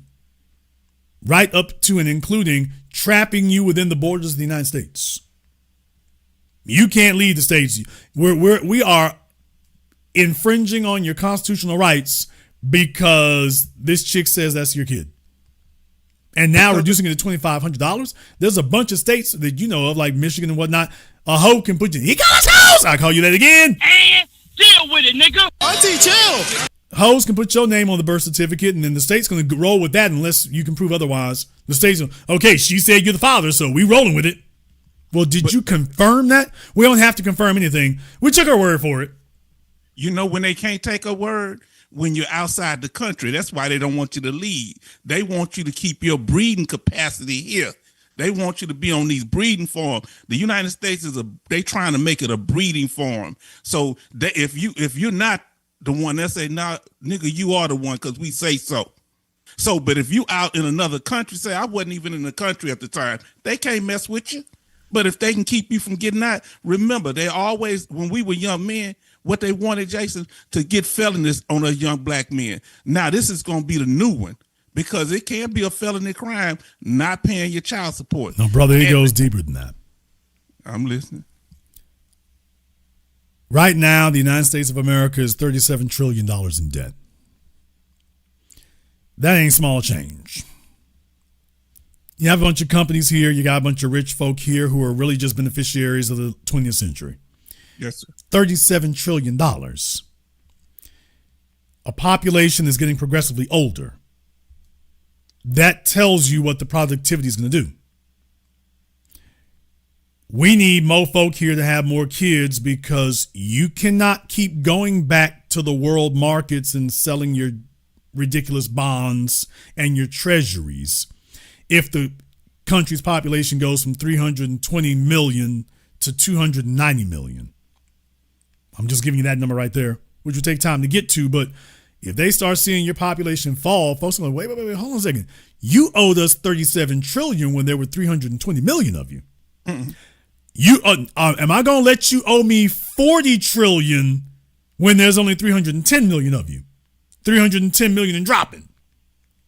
We have to factor that in. I mean, it took 320 million of you to justify this 37 trillion. You're going to leave a falling population on the hook for the rest of that? I mean, we don't see how you're going to pay that. How are you going to pay this if your population keeps going down? So the federal government, First of all, you already know about warm bodies in the military. They don't give a damn where they got you from, just so long as you get on the damn plane with the gun. They don't care. When you add that, we're talking at the federal level, not the state level. I'm talking about all this right now is at the federal level, from the military to child support to workers. And now it's like, okay, let me get that passport right quick. George Orwell would be shaking his head. But yeah, let me lock you here in America because we got a national debt here and we can't afford for you all to be doing something different. You all know as Americans, we get taxed globally. What? Yes. Jason, they try to keep us, some of us as veterans, I'm not leaving the country, from leaving the country with our benefits. Because, you know, some brothers want to go to Africa and some be tricking off over there in the Philippines. They try to make it where you have to come back twice a year. They try to block some people from taking not just their military retirements, period. They want you to stay here. But if they not giving people a living wage here and, you know, or they study overtaxing the same, it's almost like inflation. This increased child support is like inflation. So we not getting new men making the same critical mistakes of overbreeding these women out here. And so we going to overtax the ones that are out there. What they do is, you know, we've seen this in history. You've seen this in Rome. You've seen this in Japan. You've seen this in medieval England, basically tying you to the land. This is a historical precedent that goes back not hundreds of years, but thousands of years. When nation states are in decline, when nation states are strapped for cash, when the people running the place have shown their incompetence, next thing you know is to start enslaving the people. Hey, y'all can't leave. Y'all got to stay here and boost this up now. So we need all hands on deck. Yeah, but you're misrunning the whole damn thing. Well, you know, get your ass back to work now. And it's, I'm up out of here now. Not without a passport, you ain't. No. Or now, let me be clear. There are some industrious people who get around that. Because I'm telling y'all right now, you can get your ass to Canada. There's ways out the United States without being on an airplane. There are plenty of ways out. There's ways outside the U.S. without an airplane. So let's just be clear about that. They don't like to hear that, but yeah, there's ways outside the U.S. without an airplane. So we call it nigga airlines. What? But in any case, so okay, well, you got outside the U.S. without a passport. Okay, let's see if we can fix that. We'll just take your money. This is the thing. Jason, now anybody receiving a military retirement, listen to me very closely. If you leave the country and they start making these laws, they got control over us to the day we die. They can bring you back to the United States, put you in a military uniform, and strip you of your military retirement and put you in military justice, which you know is different. They do what they want to in the military. If they can't get you at the state level, the military got their own justice system and they can convict you there and strip down your rank. So if it's certain veterans out here saying some crazy stuff, they can put them back in uniform. You're never untied from the military. You understand? I mean, if they change the laws, they can do whatever they want to there. And like I say, well, as you were saying, if too many Americans decide they're going to pick up, well, I mean, actually, we're already there. In reality, folks, everybody talking about China, America's already got laws like that about you picking up your wealth and taking it somewhere else. We already have laws to prohibit that kind of thing. We already got laws now, not later. We got laws right now. So you can go take a look at some of your expat YouTube channels and stuff, but you can look at the law. We've already have laws against you picking up your wealth and taking it somewhere else, y'all. We already have that. China, for example, folks who become millionaires and billionaires, it's illegal for them to take a bunch of their money out the country. Huh. Well, okay, but we got the same thing here. Quiet as kept, we actually have the same thing here. I'm not talking about informally, I mean formally. You can't really just pack up everything you got like that If you do, they want to, the IRS is not going to let the issue go if you leave. The IRS is not going to let it go. The federal government's not going to let it go. And next thing you know, folks are going to be telling you owe something or whatever. But the bottom line is, no. If you just pack up and leave, wait now. Wait now. That's not something that's on the way. That's been here. So yes, if you become valuable and whatnot, there's a few of them going overseas and stuff. But if the government gets itself into a bind, which is currently doing, they're going to be like, new rules. Yeah, we can't do that no more. Yeah, we got to go ahead and tighten up on this right here. Yeah, we need that money back over here like that. Do you think? Or what Prince was talking about there before y'all was about, you have to come out to the States or else you can lose your U.S. citizenship. Yeah. So that's the whole thing right there is if you're gone for too long or if they don't like the way you left, they'll strip you of your U.S. citizenship. Every 6 months. So the guys be living over in the village. They living good. They got they military retirement. Some of them retire from jobs too. So they live like out in them villages, living good, And then, but they got to come back every 6 months. They got to come back every 6 months, check in. So the way they do it, they'll go to the VA hospital or do something that shows that they've been in the country and checked in like that. So that's how they do that, because they don't want to mess their funds up. They don't want to mess their citizen, because you don't want to get stuck somewhere where you're not a citizen. Because when you're in these other countries, you're in a catch-22, because the women that you're married to in the Philippines, she owned the property, you don't. You may have paid for it. So if you get locked up in jail over there, you stuck. And she owns the property. You can't own nothing over in most of these countries, you see. You can bring your dollars, but you don't own anything. So Thailand is the same way. So she and they got a culture where they whole family in on it. The brother gonna be cutting the yard for you. He gonna be managing your property. The grandma, she gonna spend money on her family.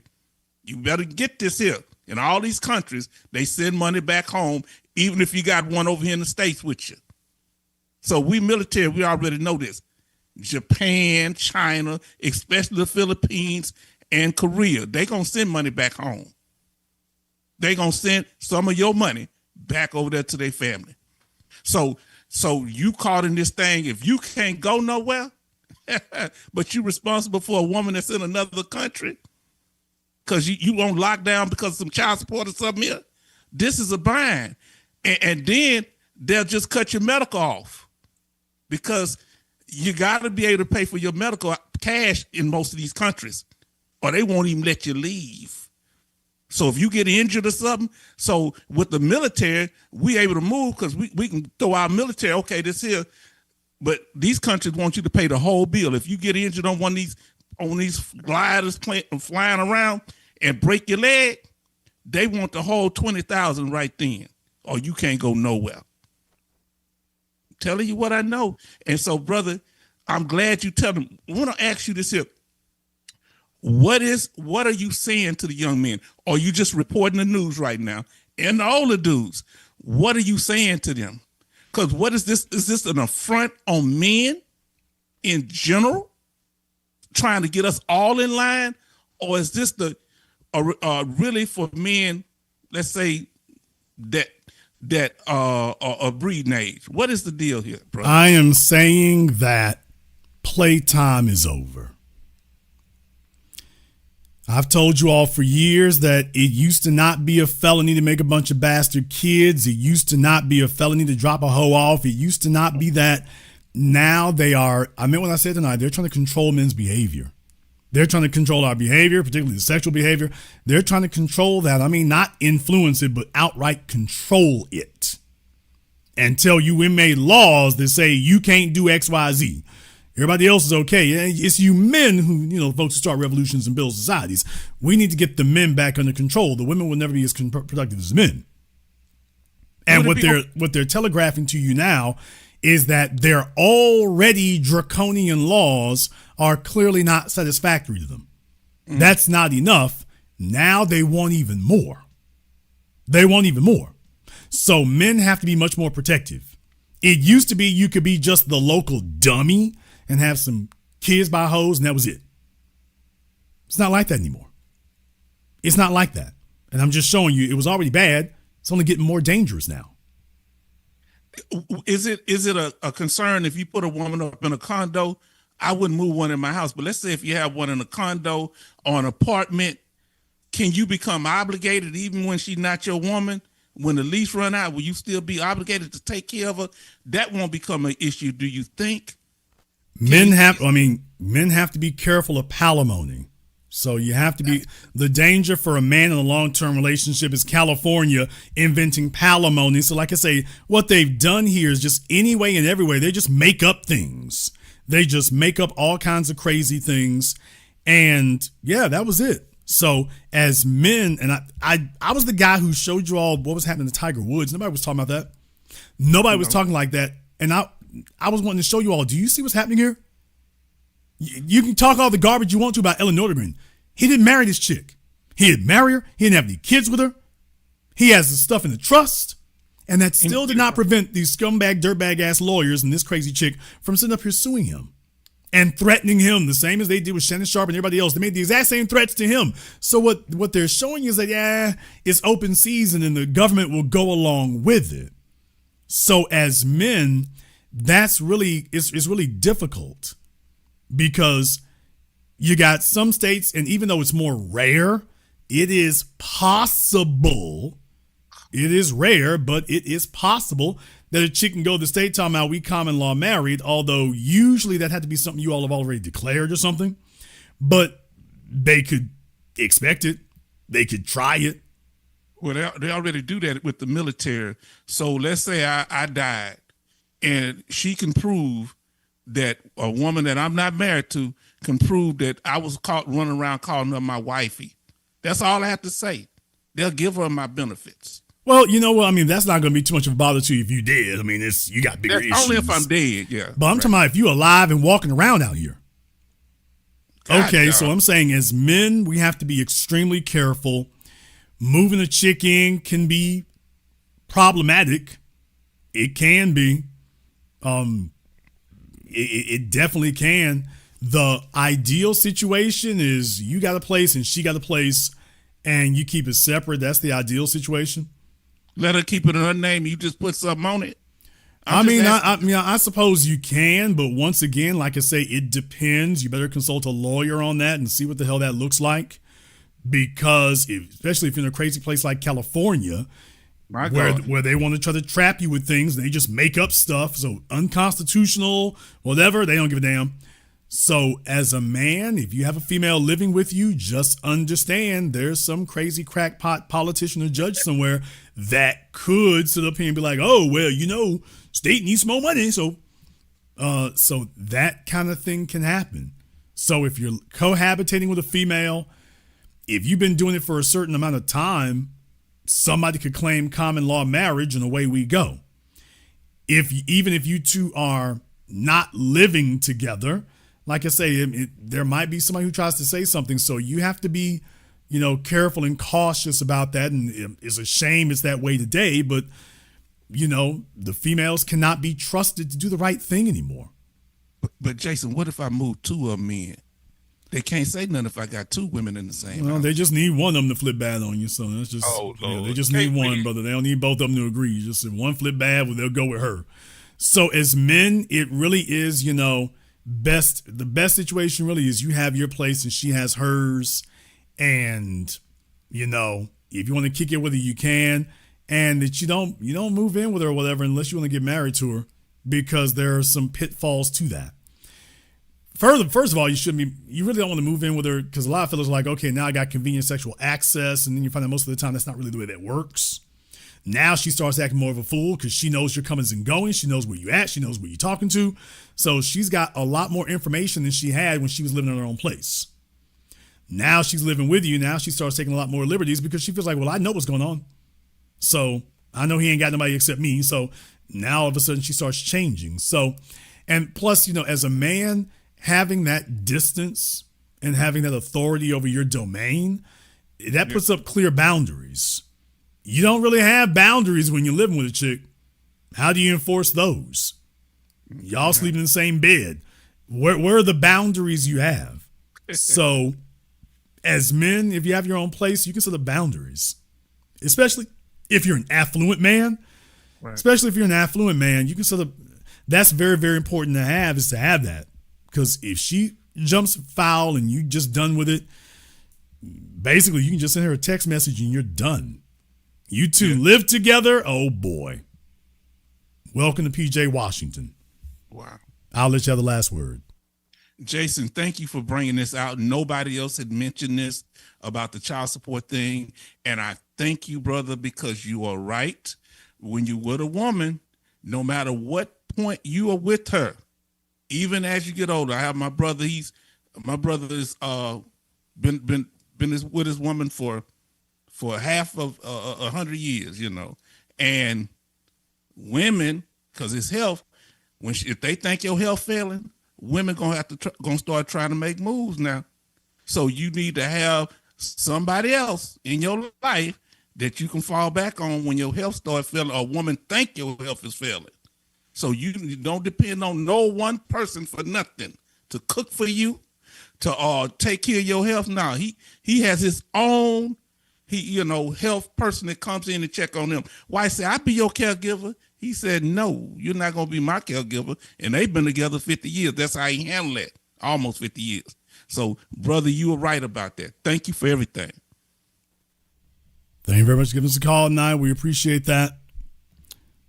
For those of you who are young and stuff like that, palimony really kind of came to prominence back in the 80s. I want to give you a reminder here. Palimony is not alimony. Palimony is for somebody you're not married to. From study.com, what is palimony? When two unmarried individuals live together, they are not necessarily entitled to the belongings of their housemates.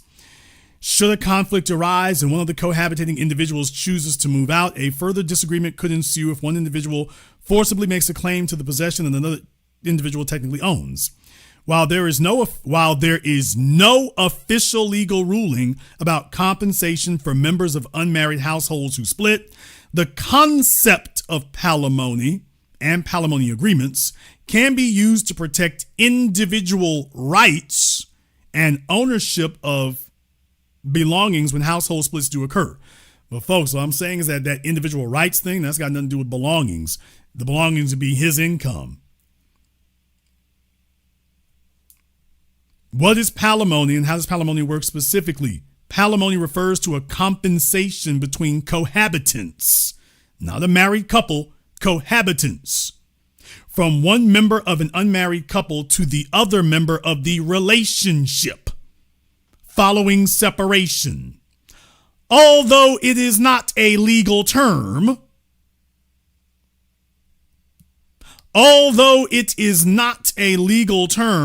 the palimony definition can be applied to palimony agreements, which are legally binding and physical contracts that specify what compensation, such as ownership of belongings or financial compensation, if any, is entitled to an individual. Palimony is not a guaranteed circumstance for unmarried cohabitants who have decided to end their living relationship. However, a palimony agreement can legally ensure that each splitting party gains what is entitled to them. Y'all notice when we talk about men not being happy, nobody ever uses the word entitled. Entitled strictly comes up when the ladies show up. Nobody ever talks about what men are owed and uses the word entitled. What are they communicating to you? Men aren't entitled to anything.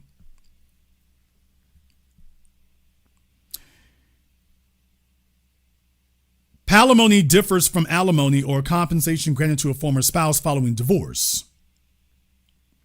Should the two unmarried individuals choose to terminate their living arrangement and they do not possess an palimony agreement, each member of the household may only be able to claim and retrieve what they brought into the living relationship. You notice the word was may. Regardless of fault or circumstance, for couples who have filed claims and share ownership of a belonging jointly, the exact legal ownership of an item can become more unclear.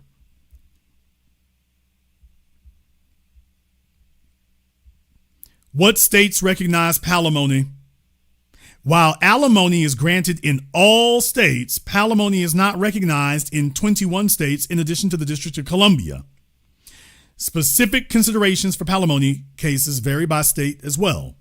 The states which recognize palimony as a form of legal recourse include Alaska, Arizona, California, Colorado, Delaware, Florida, Hawaii, Idaho, Illinois, Indiana, Iowa, Maryland, Minnesota, Nevada, New Mexico, New York, North Carolina, North Dakota, Ohio, Oregon, Pennsylvania, Rhode Island, Texas, Utah, Vermont, Virginia, Washington, Wisconsin, and Wyoming.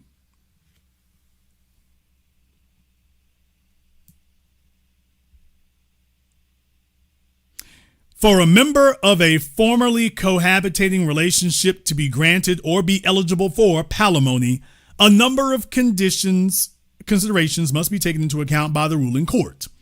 Although palimony considerations differ between states, some of the most common considerations are made for the purpose of cohabitation: the financial commitment of each cohabitant, the duration of the relationship, the existence of a written palimony agreement if applicable, so much for you need an agreement, and the disparity of income between each member in the living arrangement.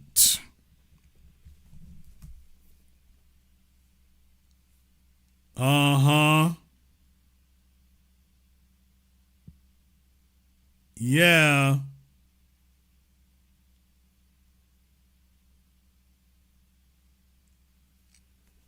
The living arrangement.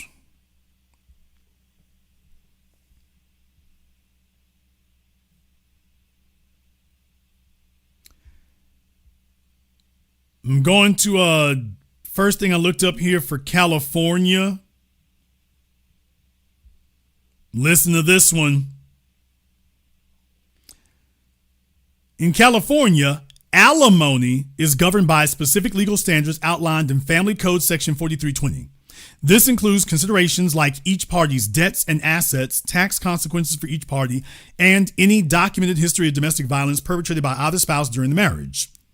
The criteria for palimony in California involve proving that there was a mutual understanding or agreement between partners for one partner to provide financial support to the other, even though they were not married.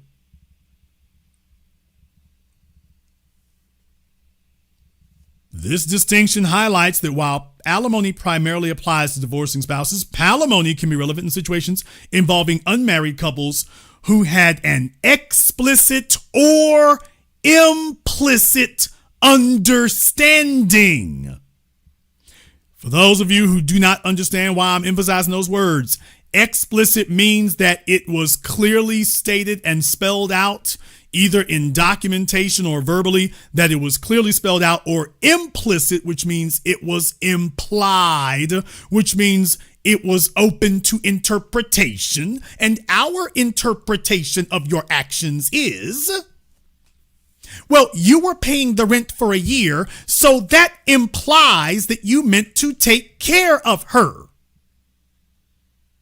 Well, now that you two are broken up, she can't really afford that condo without you. So that's why I wanted to show you all that regardless of what the first result said, no. I know how this works. Yeah, this says that, by the way, yeah, palimony is relevant if you had an explicit or an implicit understanding. Notice it doesn't say document. It says understanding about financial support post-relationship termination.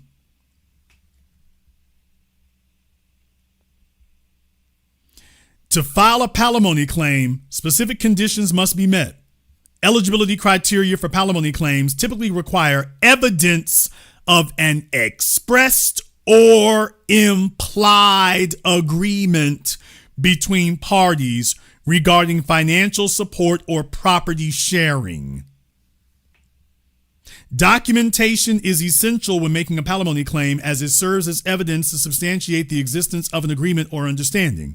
In California, to pursue a palimony claim successfully, individuals must provide documentation such as written agreements, joint ownership of property, or financial records indicating mutual contributions and shared expenses during the relationship. So in other words, if she put some money on that car, you might have to leave the Aston Martin with her if she makes a claim. According to California law, for a valid palimony claim, let me go down here. In palimony cases, courts consider various factors when determining entitlements, including the length of the relationship, each partner's contributions to shared expenses and property acquisition, and any sacrifices made for the benefit of the partnership. Nigga, what? What the hell does that mean? Any sacrifices? This sounds like take care of a baby mama.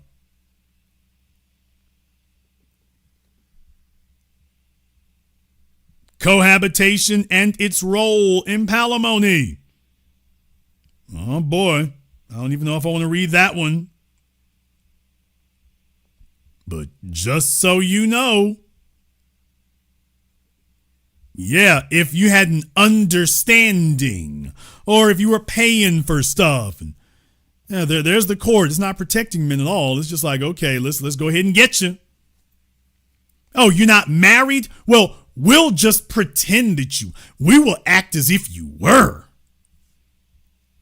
We'll just act as if you were married.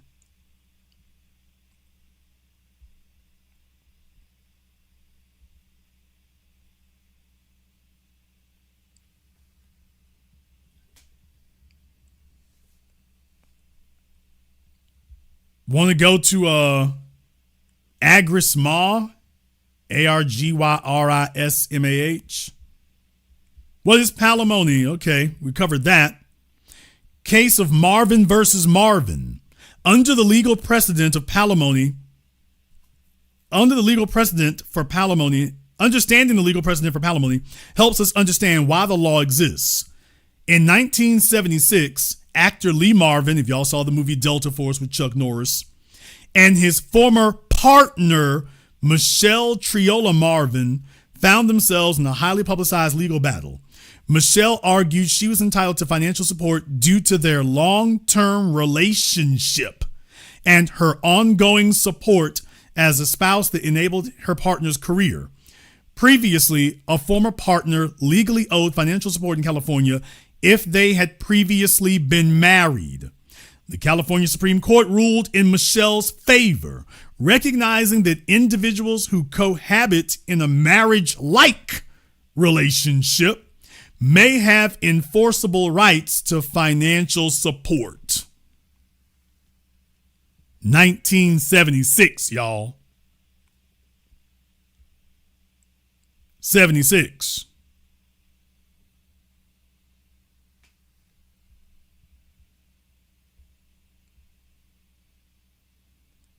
And all they have to have is, quote, a understanding.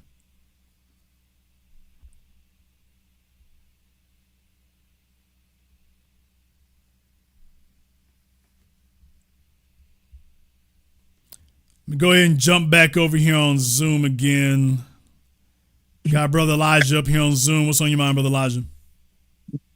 Hey, good evening, big brother Jason. $1 to you. You and the family. Hey, Jason, tonight, broadcast is very sobering and everything like that. And before I say anything, look, I hope Kim Kardashian pulls through. I'm sorry that this has happened and everything like that. But there's another point that we have to point out. We're no longer, as you teach us for so many years, we're no longer in the era of warnings. We're in the era of consequences. And we're going to have to be honest about this, okay? I'm not talking about you or the brothers and sisters in here. I'm just talking about people out there. This was something like this, unfortunately, was long overdue. You can't just live your life any old kind of way and think that this is not going to catch up with you. She had to be the loudest one of the Kardashian clan. She had to be doing the most outrageous things and everything like that. And she unfortunately made Kanye live up to his name, big brother. All right, let's just take away the yay part and just say con. He conned his damn self, because I never understood why he would be so psychotic and so diabolical to even dream of putting an engagement ring on a slut whore like that. All right. I don't know what his motive was and everything like that, but hey, that's fine, whatever. But another thing too, big brother. Well, you know what? I want to. Well, look, the bottom line is Kanye got caught up in the glamour of it there. Okay. I think it was very much competition, because that picture of her with him and Ray J and other folk there and stuff, I think it was very competitive for him. Yeah, yes. Also, Kim knew how to play the game. She was not boorish. She wasn't overbearing. She turned on being the soft and feminine, submissive thing. So her mama groomed her very well to be able to get men to drop their defenses. Groomed him very well for that. And I think once she got him off by himself, she's doing that mother thing on him. And he got himself sucked in. But at the end of the day, she was in business. He was in love. She was in business. So for males who are in that, you get competitive or whatever, you can get very easily blinded. And, if your head's not on straight and if your mom isn't telling you something better. And that's what happened to Kanye. I think he got very competitive. I think he got very tunnel visioned. I think he wanted to prove that he could land her. The media was talking about her and whatnot. She was one of the hottest women in America there for a minute. And I think he just wanted to prove he was the one that she passed up everybody else, but he was the one who could do it. I think that's what he got wrapped up in. And it's like, congratulations, you won. Yes, sir. But it's funny because when I first saw Kanye's girlfriends, well, when I started seeing them come to the public, my first one was Amber Rose, and I was like, damn, my God. I was thinking this like over 13 years ago. I was like, how could he leave a Amber Rose for a Kim Kardashian, who was basically a known slut around Hollywood and everything like that? Because I was like, Kim, when he brought Amber Rose, she didn't have any scandals going into their relationship and everything. Well, matter of fact, she was his start and everything like that. Unfortunately, it wasn't his finish, her finish, but she was. So I'm like, you left somebody who didn't really have any scandals to go to this one who making sex videos for the world to see. I just think that was kind of out there and everything like that. And I'm trying to figure out, what was he going to build? You talk all this conscious stuff and you got a woman like that on your arms. That woman is not about no black consciousness whatsoever.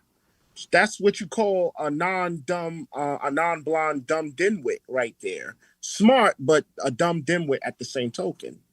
Well, look, the world is all about that. Right.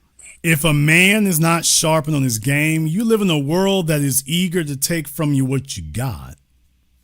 And I need men to understand that we're not on our way here. They made a bunch of promises they couldn't keep.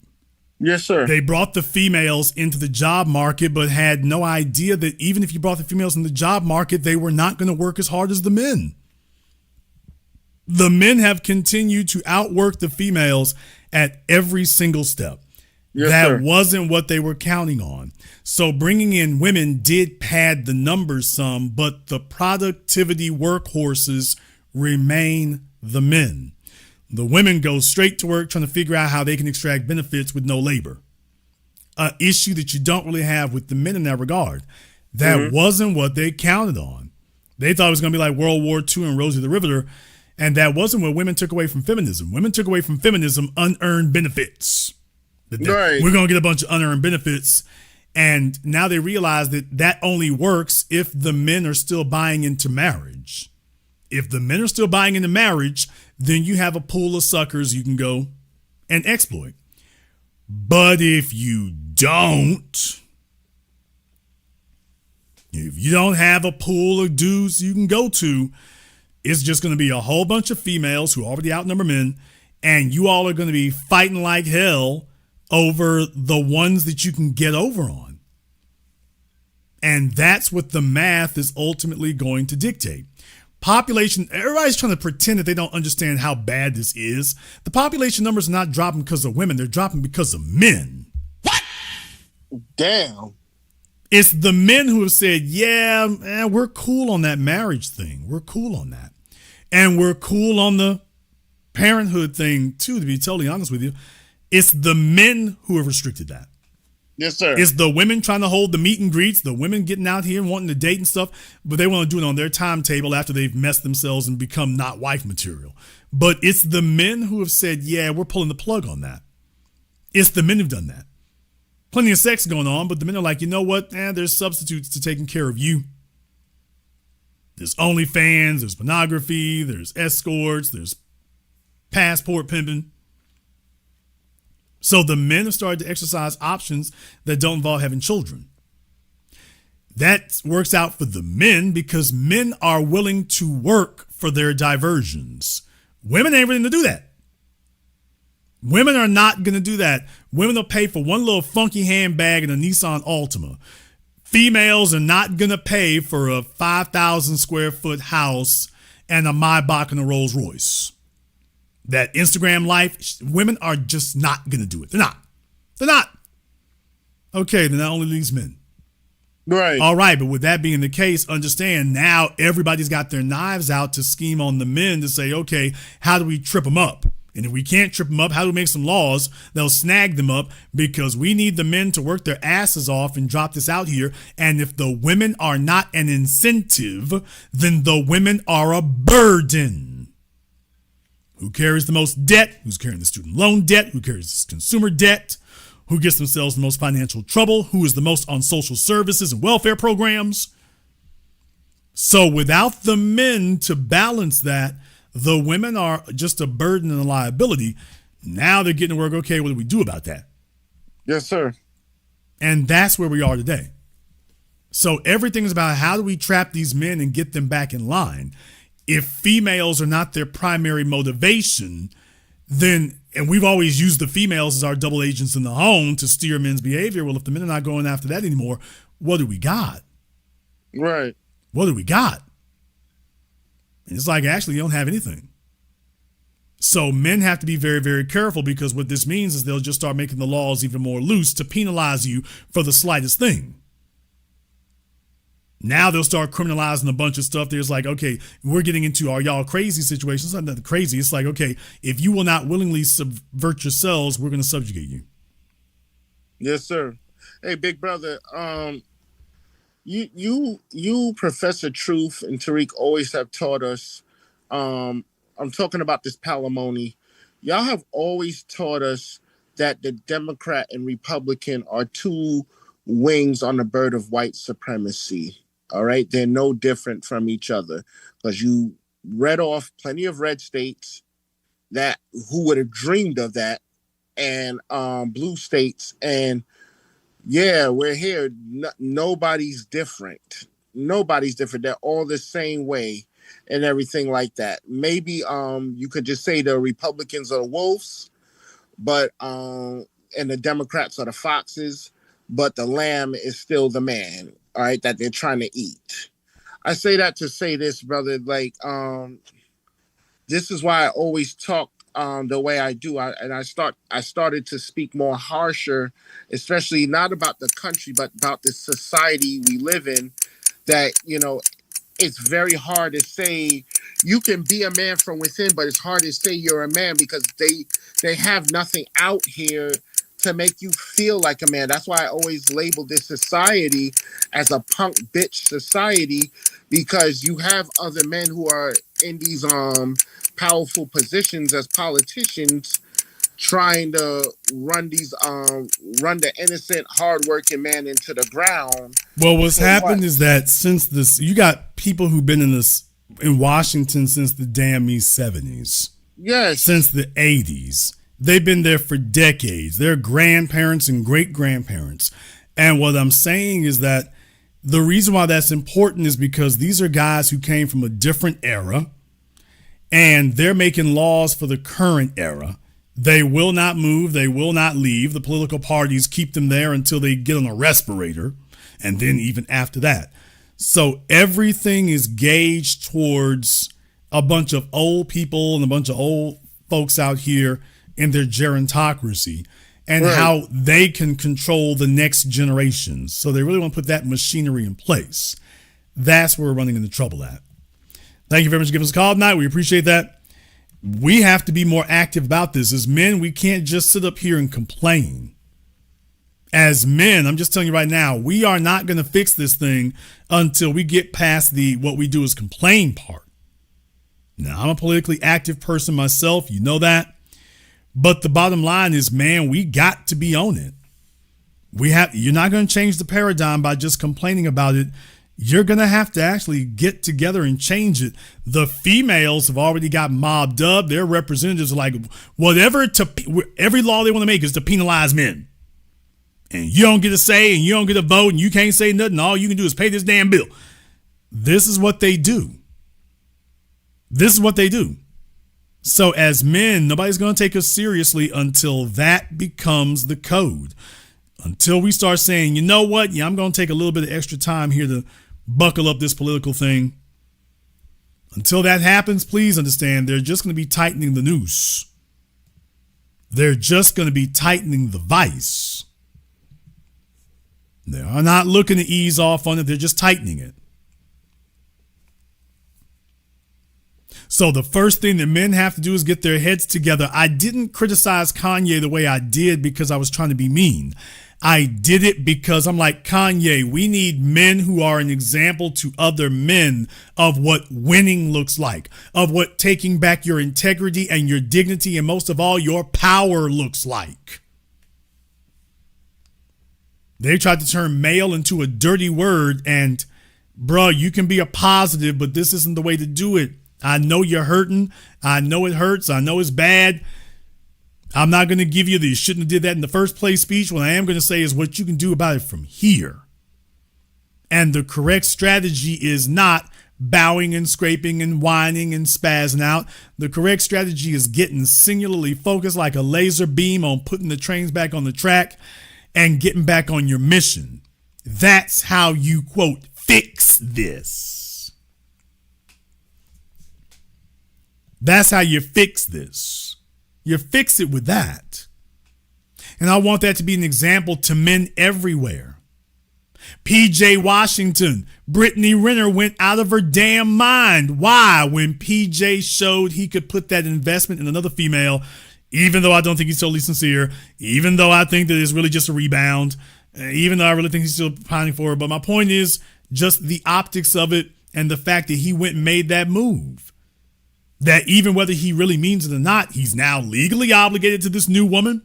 He stopped pouring investment into Brittany. He stopped pouring physical investment, financial investment, social investment. He moved all the investment to somebody else. And now Brittany is just wigging out of damn me control. So I'm just like, at this point right now I believe that PJ doesn't. Because when somebody starts exhibiting weakness, and Brittany just looks weak as hell, when they start going crazy and doing crazy stuff to come into your company, now you start seeing, I'll be damned. I really was the whole damn show the whole time. I was sitting up here chasing you, and in reality, I was the damn show. You were trying to act like you was making me hot.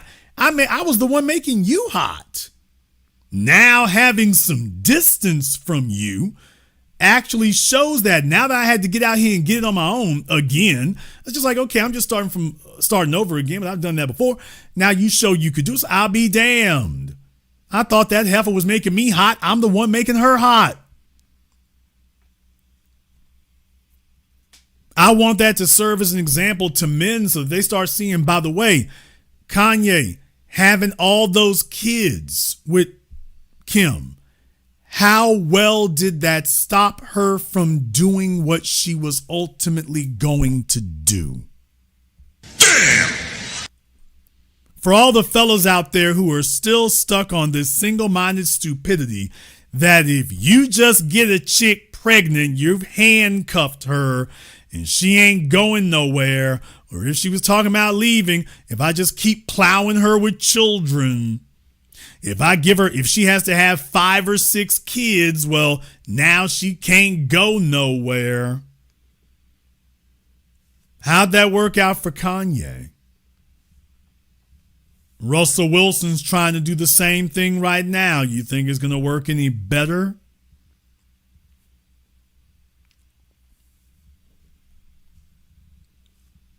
So to whoever needs to hear this, and there's plenty of you, yeah, that's not the way that works.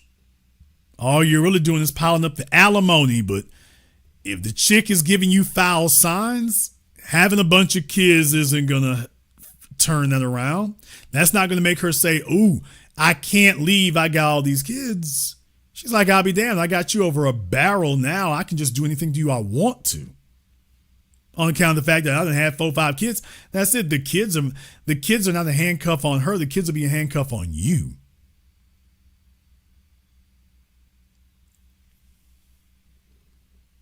So I wanted that to serve as an example to the men out here. There's a way you deal with these things. There's a way that you deal with these things, and this ain't it. It's not it. Like Finesse 2 Times said, when the hoe ready to go, the hoe ready to go. Taking your power back as a man means taking back your product, taking back your focus, your drive, your determination, your resources, your productivity, your results. Demonstrate that, hey, you still the $1 million man. Demonstrate that there's another championship ring you gonna win. Before you met her, you were in the hunt for championships with or without her. The most powerful move you can do to take back your power is demonstrate that you are still in the hunt for championships, whether she's there or whether she's gone. And I know the only regret Kanye has now is, damn, should have done this back in 2019. Could have saved himself, what, $1 million in overpriced Mercedes? What? Instead of buying her those 5 Maybachs, he could have kept that $1 million in his pocket and made a new album. You see how much good it did anyway. Kim is 45 and can't get another Kanye. Kanye is 48 and already got another Kim. And probably got another couple on the side. That's a man who realizes his power. That's a man who sees his worth. And that's a man who stops settling. Settling is the moment that you're with a chick who you are not, that she does not see you as the best she can do, and that she doesn't see herself as competing for you. When that occurs, it's time to go right then. And my whole thing about it is Kanye has seen it already before when he was with Amber. Like, dude, that's it. You leaving is what sent her over the damn edge. And I will say this tonight. That's why Kanye knows he's winning now.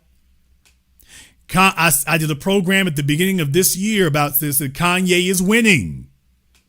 Well, Jason, what do you mean? I meant this right here. Kanye's winning. All the trash talk from the media or whatever, and his ex-wife is now can't keep his name out of her mouth. Now, he's out of her life, but she can't keep his name out of her mouth. Yeah, because she needs you.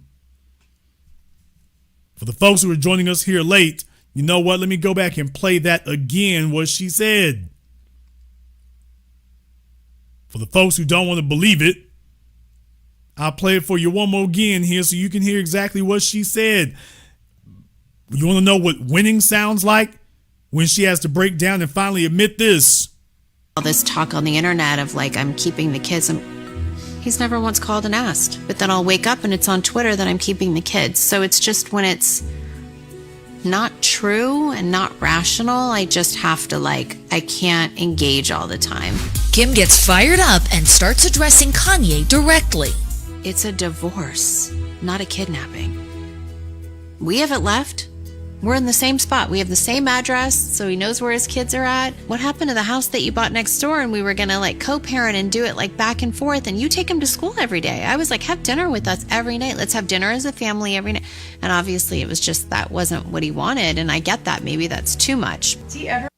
She said she wanted a divorce. But then she says, by the way, you can have dinner with us every night. Does that sound like a woman who wants a divorce, or does that sound like a woman who wants a power play?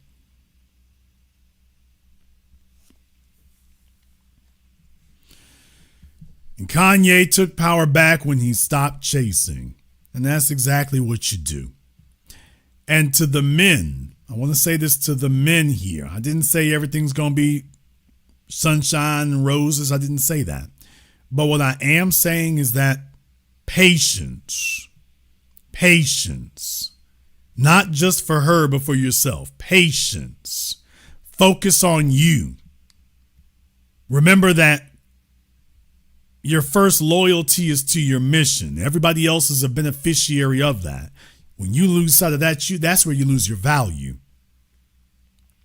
Understand that no female can ever outwork you or outproduce you as long as you are committed to working and producing. It's not going to happen. You want to make the world look at you differently. You want to make folks regret not treating you correctly. Demonstrate that things got better. Not a little bit. Demonstrate things got way better. You see, they'll be sitting there at night comforting themselves. I know he's thinking about me. I know he's thinking about me. If nothing else, they feel like, I know you're suffering. Kim doesn't think Kanye's suffering anymore. The reason that she's wigging out now is because she is no longer confident that he's suffering anymore. So her leaving, quote, leaving, isn't punishing him anymore. Now, that's not what she was saying 2 years ago. She's saying it now. Fellas, nobody is ever going to tell you the truth until they have to be beaten down and broken down to admit it. They're going to do literally everything they have to do to keep from having to admit that to you, because that's what keeps you under control. And they'll do everything they can to avoid conceding to you that, yeah, that wasn't a great idea, because they're more interested in revenge or getting power over you or whatever. You stay focused. You stay focused.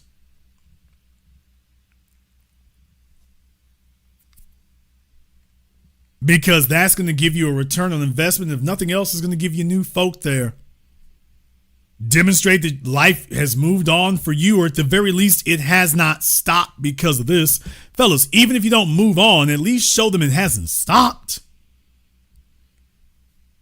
At the very least, show them that, hey, baby, look here, you weren't necessary to build it. It's going to keep going with or without you. And then you get up and you go show, hey, this is rolling with or without you. I guess it'll be without you.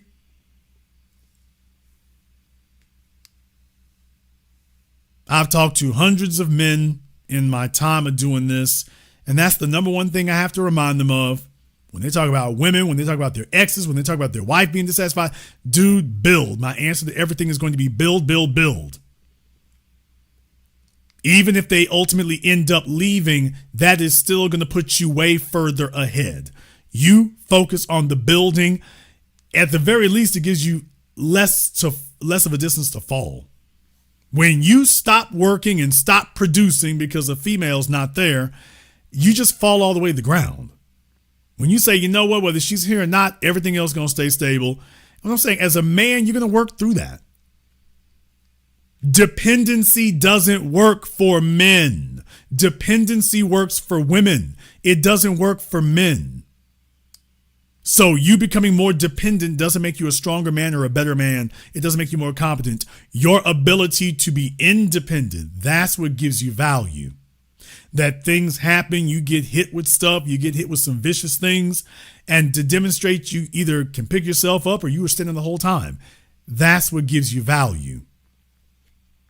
But more importantly, that's what punishes the people who didn't believe in you. That's what punishes the people who gave up on you.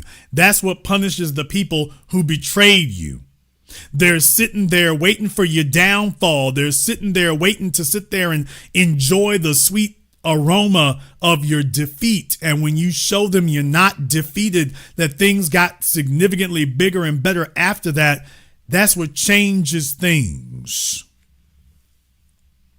Safari was upset when him and Nicki Minaj didn't work out. Then he sees who she married. He's like, oh, hell, I ain't lose nothing. Where's Erica Mania?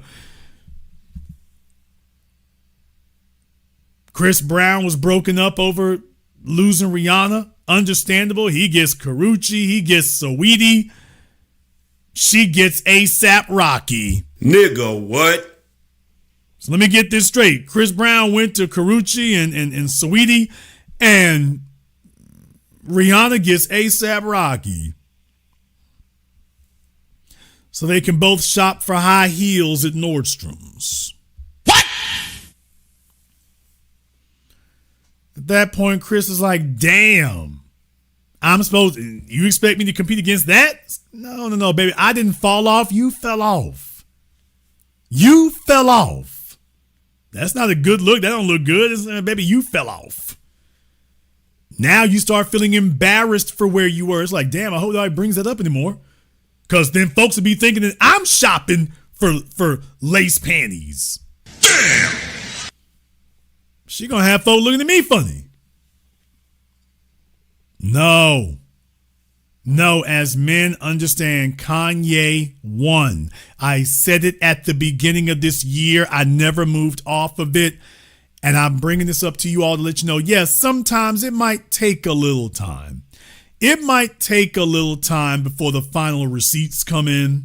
It might take a little time before the final returns come in. Yeah, it might take a little time. Have some patience.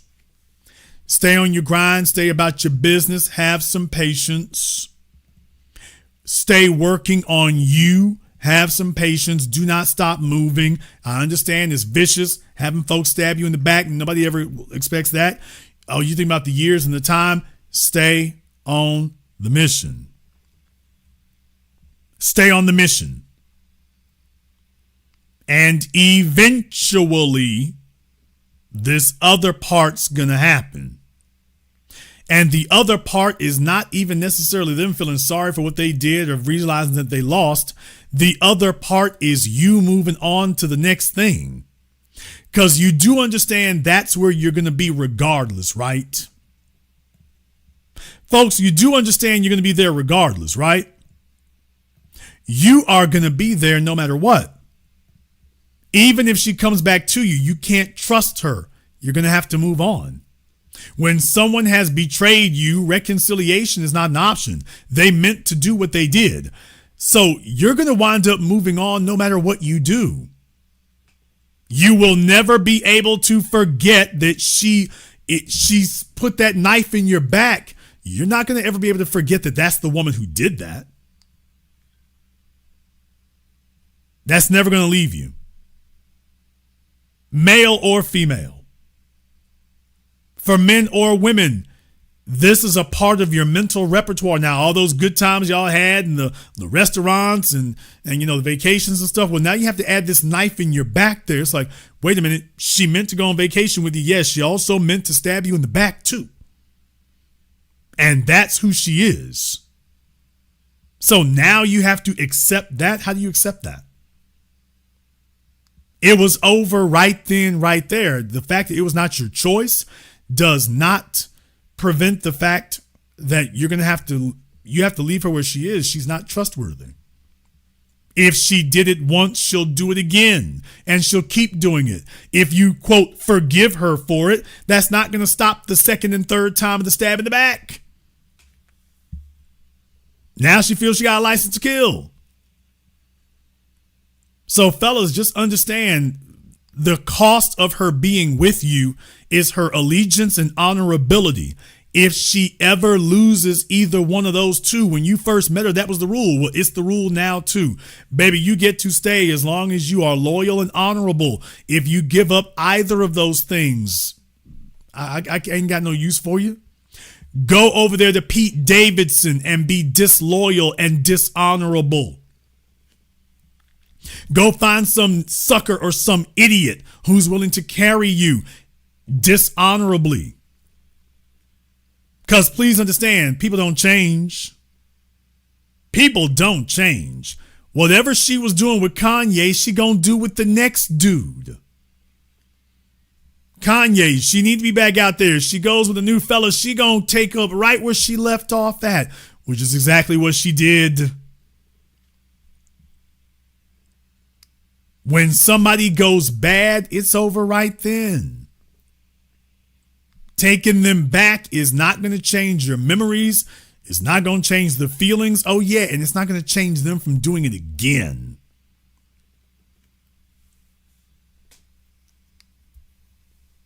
The real point is, as a man, we are defined by our resilience. We're defined by our ability to bounce back and snap back. And what folk look for is that you are, understand something, if a female doesn't like you, don't you understand she wants to see you crash and burn? Damn! Don't you see that? Don't you all understand if a female doesn't like you anymore, she exists to see you go down.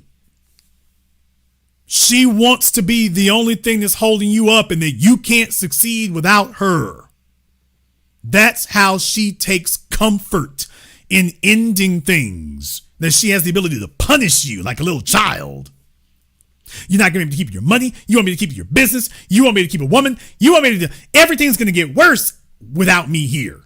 That's how she takes comfort. That's how she takes comfort in where she's at, or if she goes somewhere else. Even if she doesn't like the situation she's at, she takes comfort knowing that you're suffering too, that she's got enough power to punish you. The jaws start dropping when they see that, by the way, that didn't work. You're looking better, you're rolling better, you're doing better. And I also want to say one more thing. This will be difficult for a lot of men to hear, but you need to hear this. Maybe you fell off. Nigga, what? Maybe you did.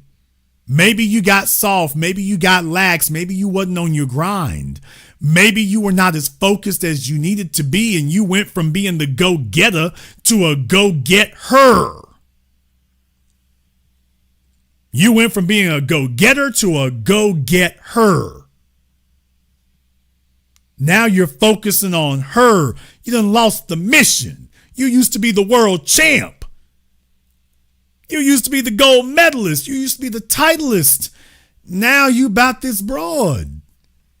And everything that made you great has suffered as a result. Maybe you needed to lose that title. And deal with it, nigga. Maybe you needed to lose that title. Maybe you needed to get knocked out so that you can hit a damn reset button and realize that we done gave up all our swag. We done got lost.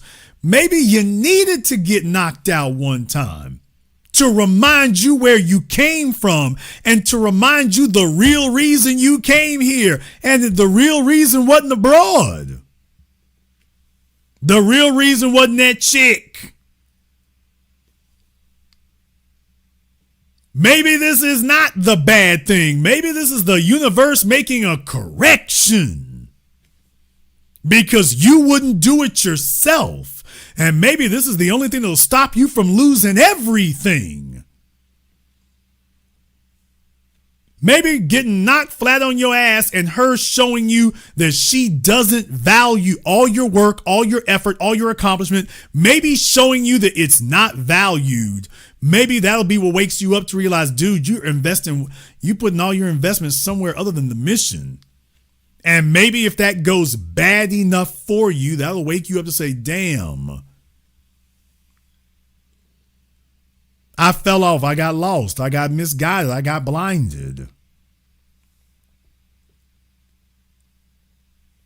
Maybe you needed that so that you could get things back where they belong. Maybe you needed to have what you thought was everything taken from you so that you realized, buddy, that wasn't everything. You didn't lose everything. Everything is right here. You got fooled into believing she was everything. Your everything is where it's always been, is right here with you. Now, somebody else can come share it with you, but you got lost and confused when you thought the everything was outside of yourself. The moment you thought that the everything was, you're sitting at the table with her and you think that your everything is on the other side of the table instead of the everything being on your side of the table. The everything is always where it's been, is right here with you. As long as you are driven and competitive and goal-oriented and producing and uncompromising and consistent, you will be everything. And maybe you need to get smacked up and knocked down one time so that you get it through your head, buddy, you are everything. That chick can't break you. The only one who can break you is yourself. It's yourself. And by the way, one more thing. Men need that. What? Damn! Men need that. That is a good thing for a man. Men need adversity. We need hardship. We need challenge. We need things to make us question everything. Growth doesn't happen on the beach, people. You never saw anybody who became wiser or more competent, more capable sitting on the beach. Growth comes in the trenches. Growth comes on the battlefield. Growth comes in the boxing ring. Growth comes getting over walls, showing that you're capable of something you didn't think you were capable of. That's where development comes from. It comes from that. So if she cannot be a benefit to you helping you, she will be a benefit to you leaving you.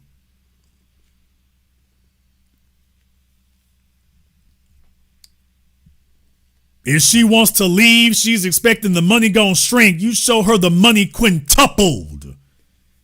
I had more money without you. I had more cars without you. I had more women without you. I had more options without you. I didn't have less options. I had more. I focused on me. I had more without you. You got the same damn thing you had or less. That's when your manhood's kicking back in.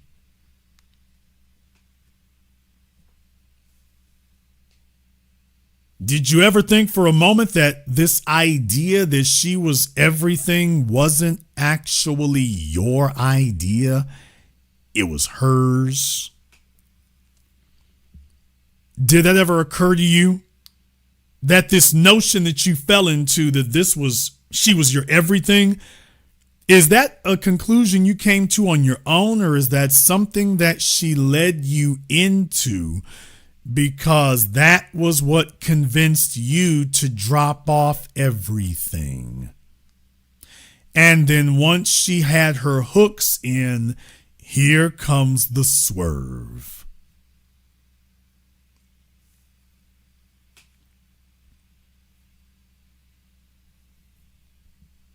Consider that for a few moments, that maybe this wasn't an idea you came to naturally. Maybe this is one you were led to. And that her showing her true colors is, you're not entering the darkness because she left. Dude, the damn darkness just left. You were in the dark when she was there.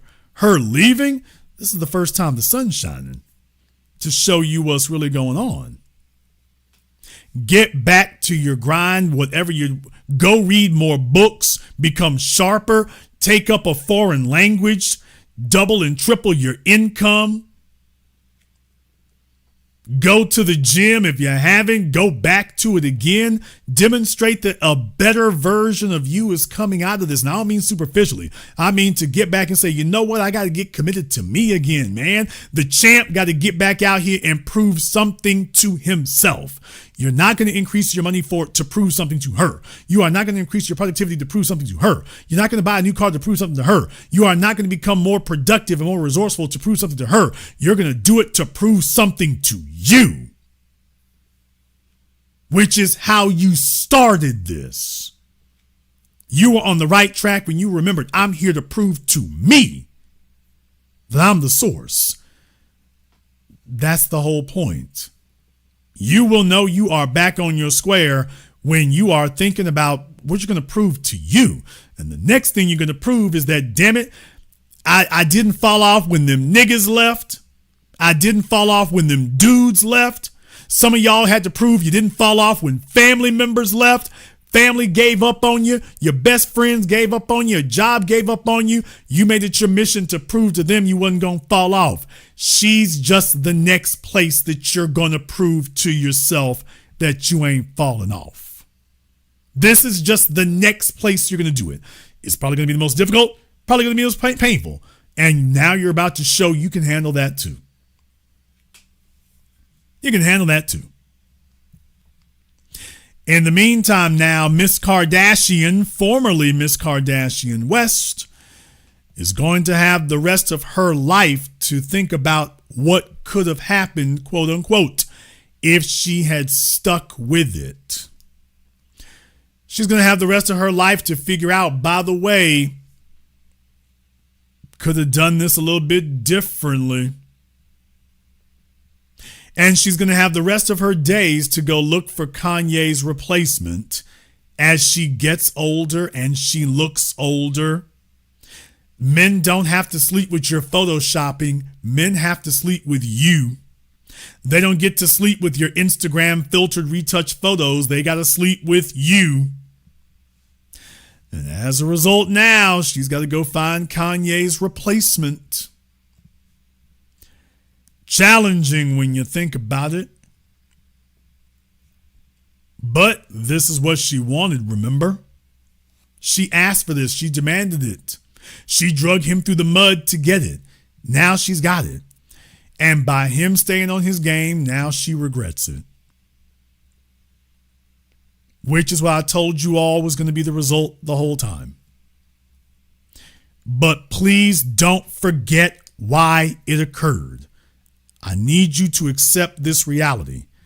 Kanye already put in the poison pill from the beginning. He was competing to be bigger than Jay-Z, and then he accomplished it. He made himself the best there is. He made himself the top of the food chain. She didn't understand that that's what she was going to lose. You're going to lose the guy who's the best in the world. And that's exactly what occurred. She's not upset because whatever in the marriage. She's upset because, damn, the nigga didn't fall off. He's still rolling. Maybe I made a mistake. I thought it was all down from here. No. He's still rolling. Still in it. Still at it. You'll just be sitting this out for the rest of your days. And you can keep going to the doctor, and because that's what females love. Females love going to doctors. And now she can sit at the doctor's office and badger him. I want to thank everyone who's contributed to a nice program on PayPal, Super Chat, Venmo. Shout out here to my man, Bayou Billy. Thank you very much for your support tonight, brother. We appreciate that. To Zavon Scott, Bella Believes Me, BW9707, I guess we scared off Phyllis Speaks. Don't know where Phyllis Speaks went to, but I guess we scared them off here tonight. If you are new here to the business, welcome to the program that all your favorite YouTubers love to hate watch. Click that red. If you have gotten something out of tonight's program, hopefully at this point now we have earned your subscription. So you can click the subscribe button and be on top of us, what we do here every week, some holidays in between. If you haven't been to the business on Patreon, the link is in the description. We do it every Saturday, 12 noon Central Time. May have something happening this weekend, by the way. Might have something happening this weekend. Be there or don't. It's up to you. To all, and I know I'm going a little bit long, but I want to say something here. I know a lot of you fellas out there, you've been through some things. It's been brutal. Some of you have been through bad marriages, baby mamas. I'm not going to sit here and, flog you over that necessarily right now. You've had a lot of folks who tried to make you doubt yourself. You had people who went bad for the express purposes of making you doubt yourself.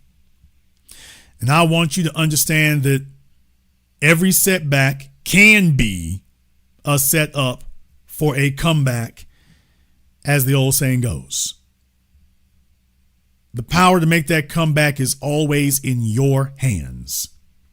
It's the great thing about these kind of situations is your comeback isn't dependent on anyone except you.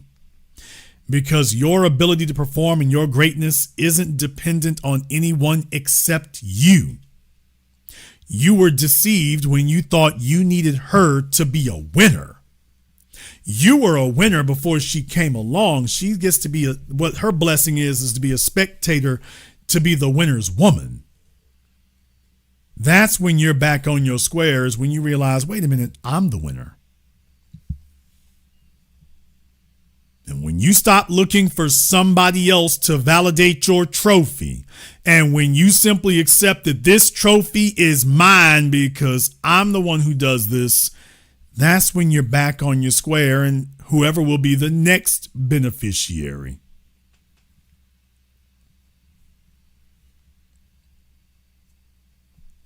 But recognize that you are winning when you produce. Give them something to lose. You want to really win the game? Give them something to lose when they leave. You can't stop them from leaving, but you can damn sure stop them from having nothing to lose when they do. So you see, the answer is always to build, build, build, improve, elevate, adapt, overcome. That's always the answer. And eventually you will overcome this too. And when you do, oh, trust me, they're sitting over there doing the math. Oh, believe me, they're over there doing the math. Chris Brown's music career has continued. How about Rihanna's? Oh boy. Chris Brown's career has kept going. How about Rihanna? Hell, how about ASAP Rocky for that point? Damn! And eventually you'll look up and you'll see, yeah, I'm still winning. Still winning. I want to thank all of you for tuning in to tonight's program, live or recorded. Thank you all for liking, subscribing, and sharing. And this concludes tonight's broadcast of The Business. I am your host, your brother, your humble servant, Mr. Jason Black. And until next time, all of my brothers and all of my sisters from around the world, remember, handle your business, or the business will make you feel like you have Stockholm Syndrome and an aneurysm.